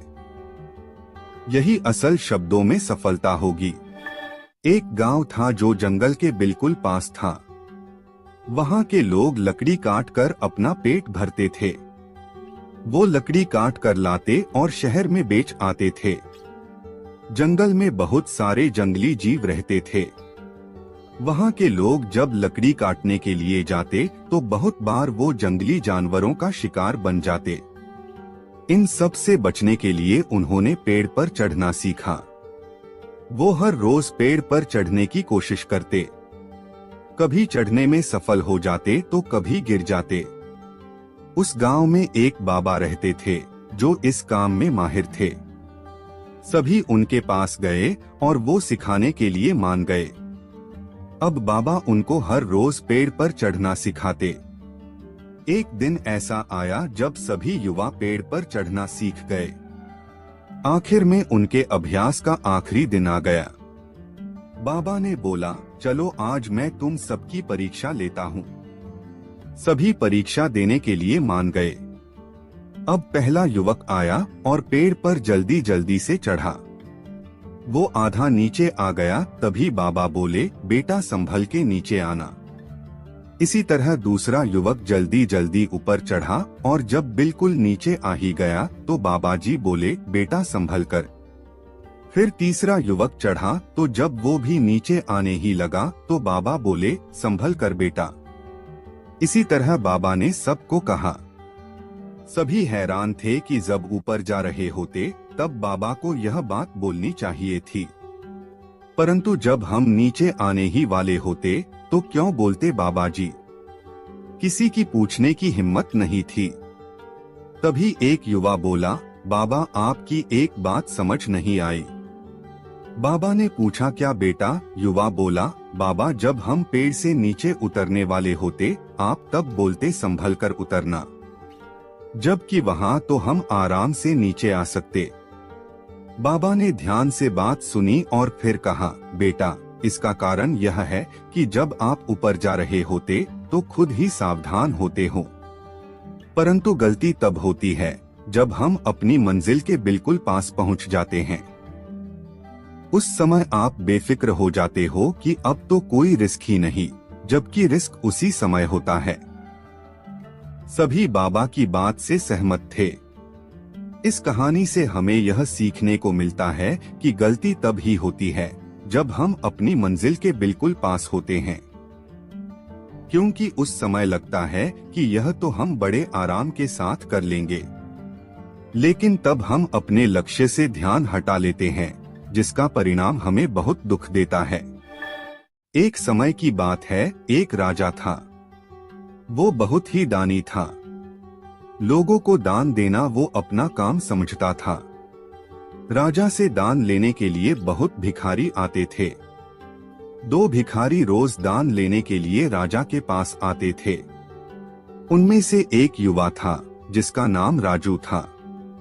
दूसरा भिखारी एक बूढ़ा था जिसका नाम माखन था। वो रोज दान लेने के लिए आते तो राजा को भी उनके नाम याद हो गए। अब राजा उनको उनके नाम के साथ बुलाता था। ऐसा करते करते 6 महीने हो गए। राजा जब भी दान देता, युवा लड़का जिसका नाम राजू था वो दान लेके बोलता, राजा जी आपका धन्यवाद, आप बहुत दयालु हो। जब भी बूढ़ा आदमी जिसका नाम माखन था राजा से दान लेता तो वो परमात्मा का धन्यवाद करता, बोलता, आप महान हो परमात्मा जो इस गरीब पर कृपा करते हो। राजा सोचता, यह कभी तो मेरा शुक्रिया अदा करेगा। बहुत दिन निकल गए। अब राजा को गुस्सा आने लग गया। राजा सोचता, दान मुझसे लेता है और शुक्रिया परमात्मा का करता है। एक दिन गुस्से में आकर राजा ने उस बूढ़े आदमी से कहा, दान मुझसे लेते हो तो मेरा शुक्रिया करो, परमात्मा का नहीं। बूढ़ा आदमी बोला, राजा जी, परमात्मा ही सबको देता है। अब राजा ने सोच लिया कि इसके मुख से अपना शुक्रिया करवा के ही रहेगा। अब राजा रोज ऐसा करता जिससे उस युवा लड़के को ज्यादा धन मिले और उस बूढ़े आदमी को कम। परंतु होता उल्टा ही। एक दिन राजा ने उस युवा लड़के को एक तरबूज दिया और उस बूढ़े आदमी को पैसे। रामू सोचता रहा कि मैं इस तरबूज का क्या करूँगा। उसने वो बेच दिया और पैसे लेकर घर चला गया। दूसरी तरफ वो बूढ़ा आदमी आया और उसने सोचा, चलो तरबूज लेके चलते हैं। उसको वही तरबूज मिला जो राजू बेच के गया था। बूढ़े आदमी ने तरबूज काटा तो उसको अंदर से सोने की खूब सारी मोहरें मिली, जिससे वो अमीर बन गया। अगले दिन राजा ने देखा कि सिर्फ राजू ही भीख के लिए आया है। राजा ने इसका कारण पूछा तो राजू ने बताया कि राजा जी, कल उसने एक तरबूज बाजार से लिया था। काटने पर उसको अंदर से सोने की खूब सारी मोहरें मिली, जिससे वो अमीर बन गया। अब उसको भीख मांगने की जरूरत नहीं। राजा सब कुछ समझ गया। अब राजा की समझ में भी आ गया कि देने वाला परमात्मा ही होता है। उन्होंने ने कोशिश की थी कि राजू अमीर बन जाए, परंतु हर बार उल्टा ही हो जाता। हमें भी यही सीखने को मिलता है कि जो कुछ भी हमें मिलता है वो परमात्मा ही देता है। हमें उसका शुक्रिया अदा करना चाहिए, क्योंकि जो हमें मिला बहुतों को वो भी नहीं मिला। एक बार एक वैज्ञानिक ने शारीरिक बदलाव की क्षमता की जांच के लिए एक शोध किया। शोध में एक मेंढक लिया गया और उसे एक कांच के जार में डाल दिया गया। फिर जार में पानी भरकर उसे गर्म किया जाने लगा। जार में ढक्कन नहीं लगाया गया था ताकि जब पानी का गर्म ताप मेंढक की सहन शक्ति से बाहर हो जाए तो वह कूदकर बाहर आ सके। प्रारंभ में मेंढक शांति से पानी में बैठा रहा। जैसे पानी का तापमान बढ़ना प्रारंभ हुआ, मेंढक में कुछ हलचल सी हुई। उसे समझ में तो आ गया कि वो जिस पानी में बैठा है वो हल्का गर्म सा लग रहा है, लेकिन कूदकर बाहर निकलने के स्थान पर वो अपने शरीर की ऊर्जा बढ़े हुए तापमान से तालमेल बैठाने में लगा। पानी थोड़ा और गर्म हुआ। मेंढक को पहले से अधिक बेचैनी महसूस हुई, लेकिन वह बेचैनी उसकी सहन शक्ति की सीमा के भीतर ही थी। इसलिए वह पानी से बाहर नहीं कूदा, बल्कि अपने शरीर की ऊर्जा उस गर्म पानी से तालमेल बैठाने में लगाने लगा।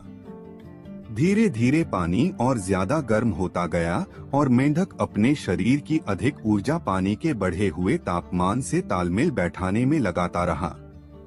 जब पानी उबलने लगा तो मेंढक की जान पर बन आई। अब उसकी सहन शक्ति जवाब दे चुकी थी। उसने जार से बाहर कूदने के लिए अपने शरीर की शक्ति बटोरी, लेकिन वह पहले ही शरीर की समस्त ऊर्जा धीरे धीरे उबलते पानी से तालमेल बैठाने में लगा चुका था। अब उसके शरीर में जार से बाहर कूदने की ऊर्जा शेष नहीं थी। वह जार से बाहर कूदने में नाकाम रहा और उसी जार में मर गया। यदि समय रहते उसने अपने शरीर की ऊर्जा का प्रयोग जार से बाहर कूदने में किया होता तो वह जीवित होता। हमारे जीवन में भी ऐसा होता है। अक्सर परिस्थितियां विपरीत होने पर हम उसे सुधारने या उससे बाहर निकलने का प्रयास न कर उससे तालमेल बैठाने में लग जाते हैं। हमारी आंख तब खुलती है जब परिस्थितियां बेकाबू हो जाती है और हम पछताते रह जाते हैं कि समय रहते हमने कोई प्रयास क्यों नहीं किया। इसलिए प्रारंभिक अनुभव होते ही परिस्थितियां सुधारने की कार्यवाही प्रारंभ कर दे और जब समझ आ जाए कि अब इन्हें संभालना मुश्किल है तो उससे बाहर निकल जाएं। परिस्थितियों से लड़ना आवश्यक है, लेकिन समय रहते उससे बाहर निकल जाना बुद्धिमानी है। किसी महाद्वीप में हीरों की कई खानों की खोज हो चुकी थी, जहां से बहुतायत में हीरे प्राप्त हुए थे। वहां के एक गांव में रहने वाला किसान अक्सर उन लोगों की कहानियां सुना करता था जिन्होंने हीरों की खान खोजकर अच्छे पैसे कमाए और अमीर बन गए। वह भी हीरे की खान खोजकर अमीर बनना चाहता था। एक दिन अमीर बनने के सपने को साकार करने के लिए उसने अपना खेत बेच दिया और हीरों की खान की खोज में निकल पड़ा। महाद्वीप के लगभग सभी स्थान छान मारने के बाद भी उसे हीरों का कुछ पता नहीं चला। समय गुजरने के साथ उसका मनोबल गिरने लगा। उसे अपना अमीर बनने का सपना टूटता दिखाई देने लगा। वह इतना हताश हो गया कि उसके जीने की तमन्ना ही समाप्त हो गई और एक दिन उसने नदी में कूदकर अपनी जान दे दी। इस दौरान दूसरा किसान, जिसने पहले किसान से उसका खेत खरीदा था, एक दिन उसी खेत के मध्य बहती छोटी नदी पर गया। सहसा उसे नदी के पानी में से एक प्रकाश फूटता दिखाई पड़ा। उसने ध्यान से देखा तो पाया कि नदी के किनारे एक पत्थर पर सूर्य की किरणें पड़ने से वह चमक रहा था। किसान ने झुककर वह पत्थर उठा लिया और घर ले आया। वह एक खूबसूरत पत्थर था। उसने सोचा कि यह सजावट के काम आएगा और उसने उसे घर पर ही सजा लिया। कई दिनों तक वह पत्थर उसके घर पर सजा रहा। एक दिन उसके घर उसका एक मित्र आया। उसने जब वह पत्थर देखा तो हैरान रह गया। उसने किसान से पूछा, मित्र, तुम इस पत्थर की कीमत जानते हो?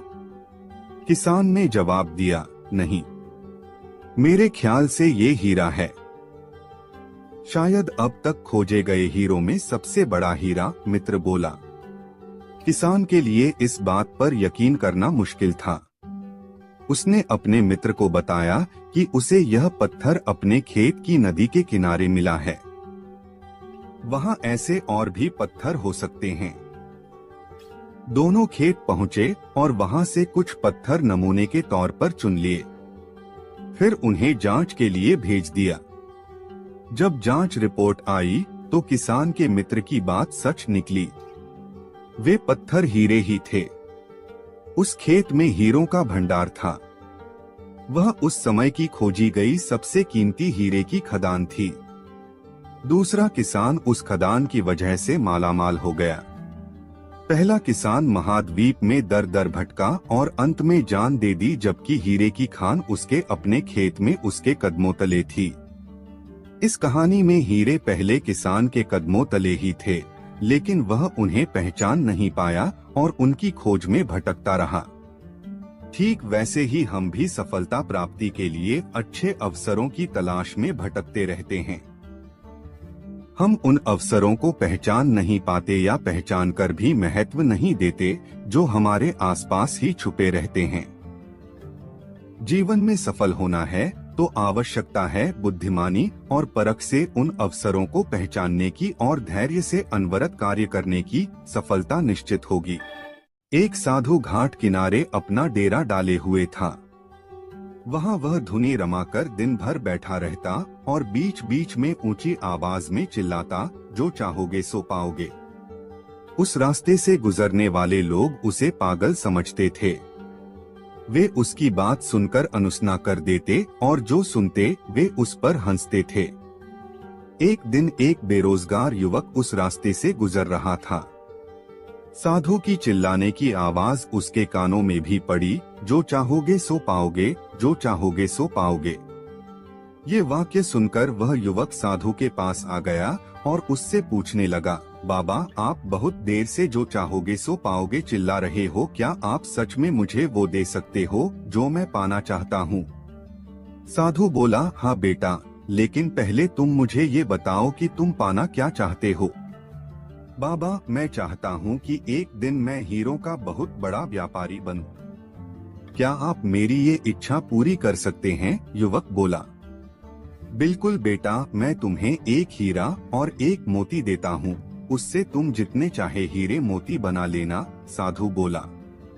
साधु की बात सुनकर युवक की आंखों में आशा की ज्योति चमक उठी।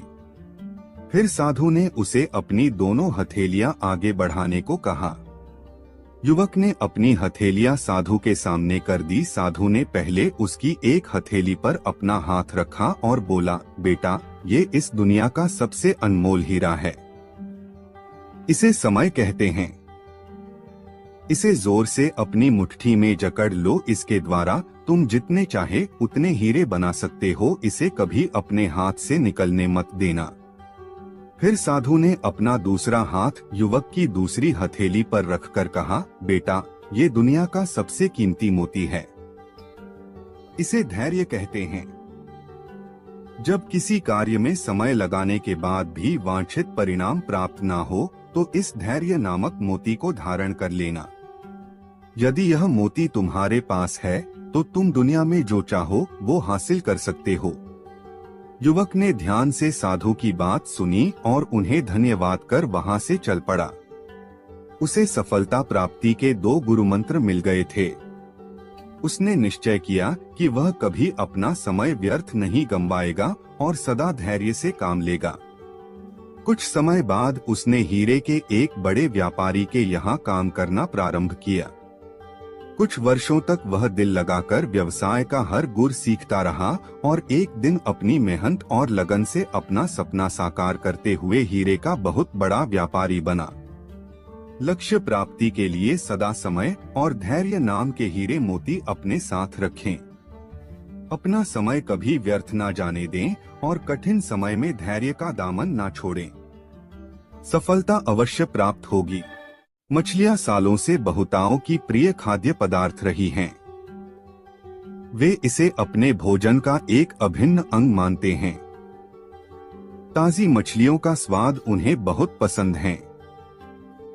लेकिन तटों पर मछलियों के अभाव के कारण मछुआरों को समुद्र के बीच जाकर मछलियां पकड़नी पड़ती हैं। शुरुआती दिनों में जब मछुआरे मछलियां पकड़ने बीच समुद्र में जाते तो वापस आते आते बहुत देर हो जाती और मछलियां बासी हो जाती। यह उनके लिए एक बड़ी समस्या बन गई क्योंकि लोग बासी मछलियां खरीदने से कतराते थे। इस समस्या का निराकरण मछुआरों ने अपनी बोट में फ्रीजर लगवाकर किया। वे मछलियां पकड़ने के बाद उन्हें फ्रीजर में डाल देते थे। इससे मछलियां लंबे समय तक ताजी बनी रहती थी। लेकिन लोगों ने फ्रीजर में रखी मछलियों का स्वाद पहचान लिया। वे ताजी मछलियों की तरह स्वादिष्ट नहीं लगती थी। लोग उन्हें खास पसंद नहीं करते थे और खरीदना नहीं चाहते थे। मछुआरों के मध्य इस समस्या का हल निकालने के लिए फिर से सोच विचार की प्रक्रिया प्रारंभ हुई। आखिरकार इसका हल भी मिल गया। सभी मछुआरों ने अपनी बोट में फिश टैंक बनवा लिया। मछलियां पकड़ने के बाद वे उन्हें पानी से भरे फिश टैंक में डाल देते। इस तरह वे ताजी मछलियां बाजार तक लाने लगे। लेकिन इसमें भी एक समस्या आ खड़ी हुई। फिश टैंक में मछलियां कुछ देर तक इधर उधर विचरण करती, लेकिन ज्यादा जगह न होने के कारण कुछ देर बाद स्थिर हो जाती।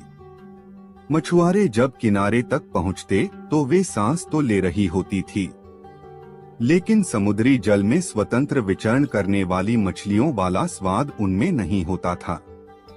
लोग चखकर ये अंतर कर लेते थे। ये मछुआरों के लिए फिर से परेशानी का सबब बन गई। इतनी कोशिश करने के बाद भी समस्या का कोई स्थायी हल नहीं निकल पा रहा था। फिर से उनकी बैठक हुई और सोच विचार प्रारंभ हुआ। सोच विचार कर जो हल निकाला गया उसके अनुसार मछुआरों ने मछलियां पकड़कर फिश टैंक में डालना जारी रखा, लेकिन साथ में उन्होंने एक छोटी शार्क मछली भी टैंक में डालनी शुरू कर दी। शार्क मछलियां कुछ मछलियों को मारकर खा जाती थी। इस तरह कुछ हानि मछुआरों को जरूर होती थी, लेकिन जो मछलियां किनारे तक पहुंचती थी उनमें स्फूर्ति और ताजगी बनी रहती थी। ऐसा शार्क मछली के कारण होता था क्योंकि शार्क मछली के डर से मछलियां पूरे समय अपनी जान बचाने सावधान और चौकन्नी रहती थी। इस तरह टैंक में रहने के बावजूद वे ताजी रहती थीं। इस तरकीब से मछुआरों ने अपनी समस्या का समाधान कर लिया। जब तक हमारी जिंदगी में शार्क रूपी चुनौतियां नहीं आती, हमारा जीवन टैंक में पड़ी मछलियों की तरह ही होता है, बेजान और नीरस। हम सांस तो ले रहे होते हैं, लेकिन हम में जिंदादिली नहीं होती। हम बस एक ही रूटीन से बंध कर रह जाते हैं। धीरे धीरे हम इसके इतने आदी हो जाते हैं कि चुनौतियां आने पर बड़ी जल्दी उसके सामने दम तोड़ देते हैं या हार मान जाते हैं। धीरे धीरे चुनौतियों और मेहनत के डर से हम बड़े सपने देखना छोड़ देते हैं और हालातों से समझौता कर साधारण जीवन व्यतीत करने लगते हैं। यदि जीवन में बड़ी और असाधारण सफलता हासिल करनी है तो बड़े सपने देखने होंगे। सपनों को वास्तविकता में परिवर्तित करने के लिए कड़ी मेहनत करनी होगी। चुनौतियों का सामना करने के लिए खुद को तैयार करना होगा, तभी बड़ी और असाधारण सफलता की प्राप्ति होगी। एक शहर में एक परिश्रमी, ईमानदार और सदाचारी लड़का रहता था। माता पिता, भाई बहन, मित्र, रिश्तेदार सब उसे बहुत प्यार करते थे। सबकी सहायता को तत्पर रहने के कारण पड़ोसी से लेकर सहकर्मी तक उसका सम्मान करते थे। सब कुछ अच्छा था, किंतु जीवन में वह जिस सफलता प्राप्ति का सपना देखा करता था वह उससे कोसों दूर था। वह दिन रात जी जान लगाकर मेहनत करता, किंतु असफलता ही उसके हाथ लगती। उसका पूरा जीवन ऐसे ही निकल गया और अंत में जीवन चक्र से निकलकर वह कालचक्र में समा गया। चूंकि उसने जीवन में सुकर्म किए थे, इसलिए उसे स्वर्ग की प्राप्ति हुई। देवदूत उसे लेकर स्वर्ग पहुँचे। स्वर्गलोक का अलौकिक सौंदर्य देख वह मंत्रमुग्ध हो गया और देवदूत से बोला, ये कौन सा स्थान है? ये स्वर्गलोक है। तुम्हारे अच्छे कर्म के कारण तुम्हें स्वर्ग में स्थान प्राप्त हुआ है। अब से तुम यहीं रहोगे, देवदूत ने उत्तर दिया। यह सुनकर लड़का खुश हो गया। देवदूत ने उसे वह घर दिखाया जहां उसके रहने की व्यवस्था की गई थी। वह एक आलीशान घर था। इतना आलीशान घर उसने अपने जीवन में कभी नहीं देखा था। देवदूत उसे घर के भीतर लेकर गया और एक एक कर सारे कक्ष दिखाने लगा। सभी कक्ष बहुत सुंदर थे। अंत में वह उसे एक ऐसे कक्ष के पास लेकर गया जिसके सामने स्वप्न कक्ष लिखा हुआ था। जब वे उस कक्ष के अंदर पहुंचे तो लड़का यह देखकर दंग रह गया कि वहां बहुत सारी वस्तुओं के छोटे छोटे प्रतिरूप रखे हुए थे। ये वही वस्तुएं थीं जिन्हें पाने के लिए उसने आजीवन मेहनत की थी, किंतु हासिल नहीं कर पाया था। आलीशान घर, कार, उच्चाधिकारी का पद और ऐसी ही बहुत सी चीजें जो उसके सपनों में ही रह गए थे। वह सोचने लगा कि इन चीजों को पाने के सपने मैंने धरती लोक में देखे थे, किंतु वहां तो ये मुझे मिले नहीं। अब यहाँ इनके छोटे प्रतिरूप इस तरह क्यों रखे हुए हैं? वह अपनी जिज्ञासा पर नियंत्रण नहीं रख पाया और पूछ बैठा, ये सब यहाँ इस तरह, इसके पीछे क्या कारण है?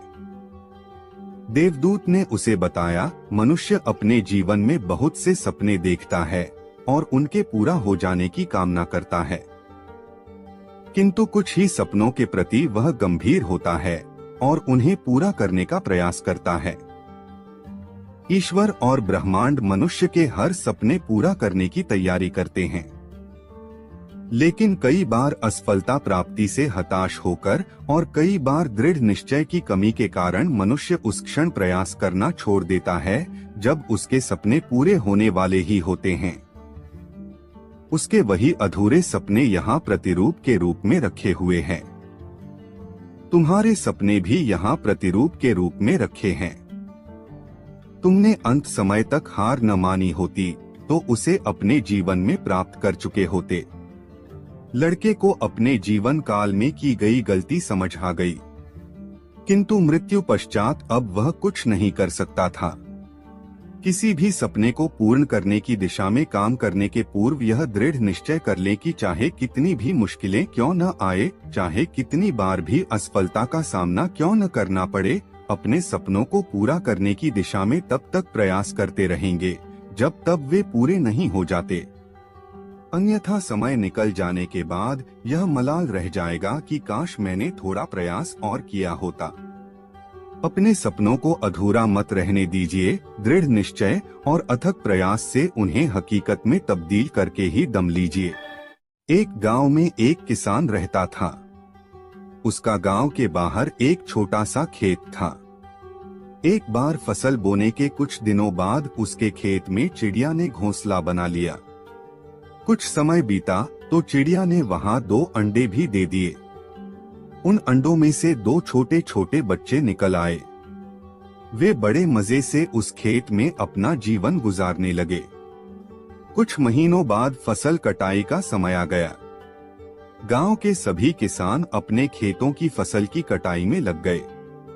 अब चिड़िया और उसके बच्चों का वह खेत छोड़कर नए स्थान पर जाने का समय आ गया था। एक दिन खेत में चिड़िया के बच्चों ने किसान को यह कहते सुना कि कल मैं फसल कटाई के लिए अपने पड़ोसी से पूछूंगा और उसे खेत में भेजूंगा। यह सुनकर चिड़िया के बच्चे परेशान हो गए। उस समय चिड़िया कहीं गई हुई थी। जब वह वापस लौटी तो बच्चों ने उसे किसान की बात बताते हुए कहा, माँ, आज हमारा यहाँ अंतिम दिन है। रात में हमें दूसरे स्थान के लिए यहाँ से निकलना होगा। चिड़िया ने उत्तर दिया, इतनी जल्दी नहीं बच्चों, मुझे नहीं लगता कि कल खेत में फसल की कटाई होगी। चिड़िया की कही बात सही साबित हुई। दूसरे दिन किसान का पड़ोसी खेत में नहीं आया और फसल की कटाई न हो सकी। शाम को किसान खेत में आया और खेत को जैसे का तैसा देख बुदबुदाने लगा कि ये पड़ोसी तो नहीं आया। ऐसा करता हूँ, कल अपने किसी रिश्तेदार को भेज देता हूँ। चिड़िया के बच्चों ने फिर से किसान की बात सुन ली और परेशान हो गए। जब चिड़िया को उन्होंने ये बात बताई तो वह बोली, तुम लोग चिंता मत करो, आज रात हमें जाने की जरूरत नहीं है। मुझे नहीं लगता कि किसान का रिश्तेदार आएगा। ठीक ऐसा ही हुआ और किसान का रिश्तेदार अगले दिन खेत नहीं पहुंचा। चिड़िया के बच्चे हैरान थे कि उनकी माँ की हर बात सही हो रही है। अगली शाम किसान जब खेत आया तो खेत की वही स्थिति देख बुदबुदाने लगा कि ये लोग तो कहने के बाद भी कटाई के लिए आते नहीं हैं। कल मैं खुद आकर फसल की कटाई शुरू करूंगा। चिड़िया के बच्चों ने किसान की ये बात भी सुन ली अपनी माँ को। जब उन्होंने ये बताया तो वह बोली, बच्चों, अब समय आ गया है ये खेत छोड़ने का। हम आज रात ही ये खेत छोड़कर दूसरी जगह चले जाएंगे। दोनों बच्चे हैरान थे कि इस बार ऐसा क्या है जो माँ खेत छोड़ने को तैयार है। उन्होंने पूछा तो चिड़िया बोली, बच्चों, पिछली 2 बार किसान कटाई के लिए दूसरों पर निर्भर था। दूसरों को कहकर उसने अपने काम से पल्ला झाड़ लिया था, लेकिन इस बार ऐसा नहीं है। इस बार उसने यह जिम्मेदारी अपने कंधों पर ले ली है, इसलिए वह अवश्य आएगा। उसी रात चिड़िया और उसके बच्चे उस खेत से उड़ गए और कहीं और चले गए।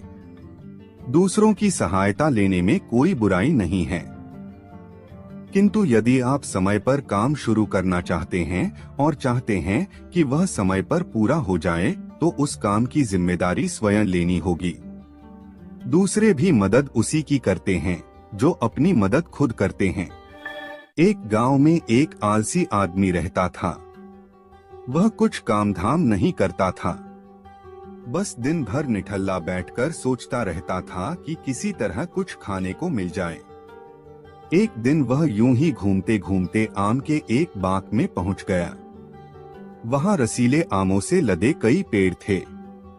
रसीले आम देख उसके मुंह में पानी आ गया और आम तोड़ने वह एक पेड़ पर चढ़ गया। लेकिन जैसे ही वह पेड़ पर चढ़ा, बाग का मालिक वहां आ पहुंचा। बाग के मालिक को देख आलसी आदमी डर गया और जैसे तैसे पेड़ से उतरकर वहां से भाग खड़ा हुआ। भागते भागते वह गांव के बाहर स्थित जंगल में जा पहुंचा। वह बुरी तरह से थक गया था, इसलिए एक पेड़ के नीचे बैठकर सुस्ताने लगा। तभी उसकी नजर एक लोमड़ी पर पड़ी। उस लोमड़ी की एक टांग टूटी हुई थी और वह लंगड़ाकर चल रही थी। लोमड़ी को देख आलसी आदमी सोचने लगा कि ऐसी हालत में भी इस जंगली जानवरों से भरे जंगल में ये लोमड़ी बच कैसे गई, इसका अब तक शिकार कैसे नहीं हुआ। जिज्ञासा में वह एक पेड़ पर चढ़ गया और वहां बैठकर देखने लगा कि अब इस लोमड़ी के साथ आगे क्या होगा। कुछ ही पल बीते थे कि पूरा जंगल शेर की भयंकर दहाड़ से गूंज उठा, जिसे सुनकर सारे जानवर डरकर भागने लगे। लेकिन लोमड़ी अपनी टूटी टांग के साथ भाग नहीं सकती थी, वह वहीं खड़ी रही। शेर लोमड़ी के पास आने लगा। आलसी आदमी ने सोचा कि अब शेर लोमड़ी को मारकर खा जाएगा, लेकिन आगे जो हुआ वह कुछ अजीब था। शेर लोमड़ी के पास पहुंचकर खड़ा हो गया। उसके मुंह में मांस का एक टुकड़ा था, जिसे उसने लोमड़ी के सामने गिरा दिया। लोमड़ी इत्मीनान से मांस के उस टुकड़े को खाने लगी। थोड़ी देर बाद शेर वहां से चला गया। यह घटना देख आलसी आदमी सोचने लगा कि भगवान सच में सर्वेसर्वा है। उसने धरती के समस्त प्राणियों के लिए, चाहे वह जानवर हो या इंसान, खाने पीने का प्रबंध कर रखा है। वह अपने घर लौट आया। घर आकर वह 2 से 3 दिन तक बिस्तर पर लेटकर प्रतीक्षा करने लगा कि जैसे भगवान ने शेर के द्वारा लोमड़ी के लिए भोजन भिजवाया था, वैसे ही उसके लिए भी कोई न कोई खाने पीने का सामान ले आएगा। लेकिन ऐसा कुछ नहीं हुआ। भूख से उसकी हालात खराब होने लगी। आखिरकार उसे घर से बाहर निकलना ही पड़ा। घर के बाहर उसे एक पेड़ के नीचे बैठे हुए बाबा दिखाई पड़े। वह उनके पास गया और जंगल का सारा वृतांत सुनाते हुए वह बोला, बाबा जी, भगवान मेरे साथ ऐसा क्यों कर रहे हैं? उनके पास जानवरों के लिए भोजन का प्रबंध है, लेकिन इंसानों के लिए नहीं। बाबा जी ने उत्तर दिया, बेटा, ऐसी बात नहीं है। भगवान के पास सारे प्रबंध है, दूसरों की तरह तुम्हारे लिए भी, लेकिन बात यह है कि वे तुम्हें लोमड़ी नहीं शेर बनाना चाहते हैं। हम सबके भीतर क्षमताओं का असीम भंडार है, बस अपनी अज्ञानतावश हम उन्हें पहचान नहीं पाते और स्वयं को कमतर समझकर दूसरों की सहायता की प्रतीक्षा करते रहते हैं। स्वयं की क्षमता पहचानिए, दूसरों की सहायता की प्रतीक्षा मत करिए। इतने सक्षम बनिए कि आप दूसरों की सहायता कर सकें।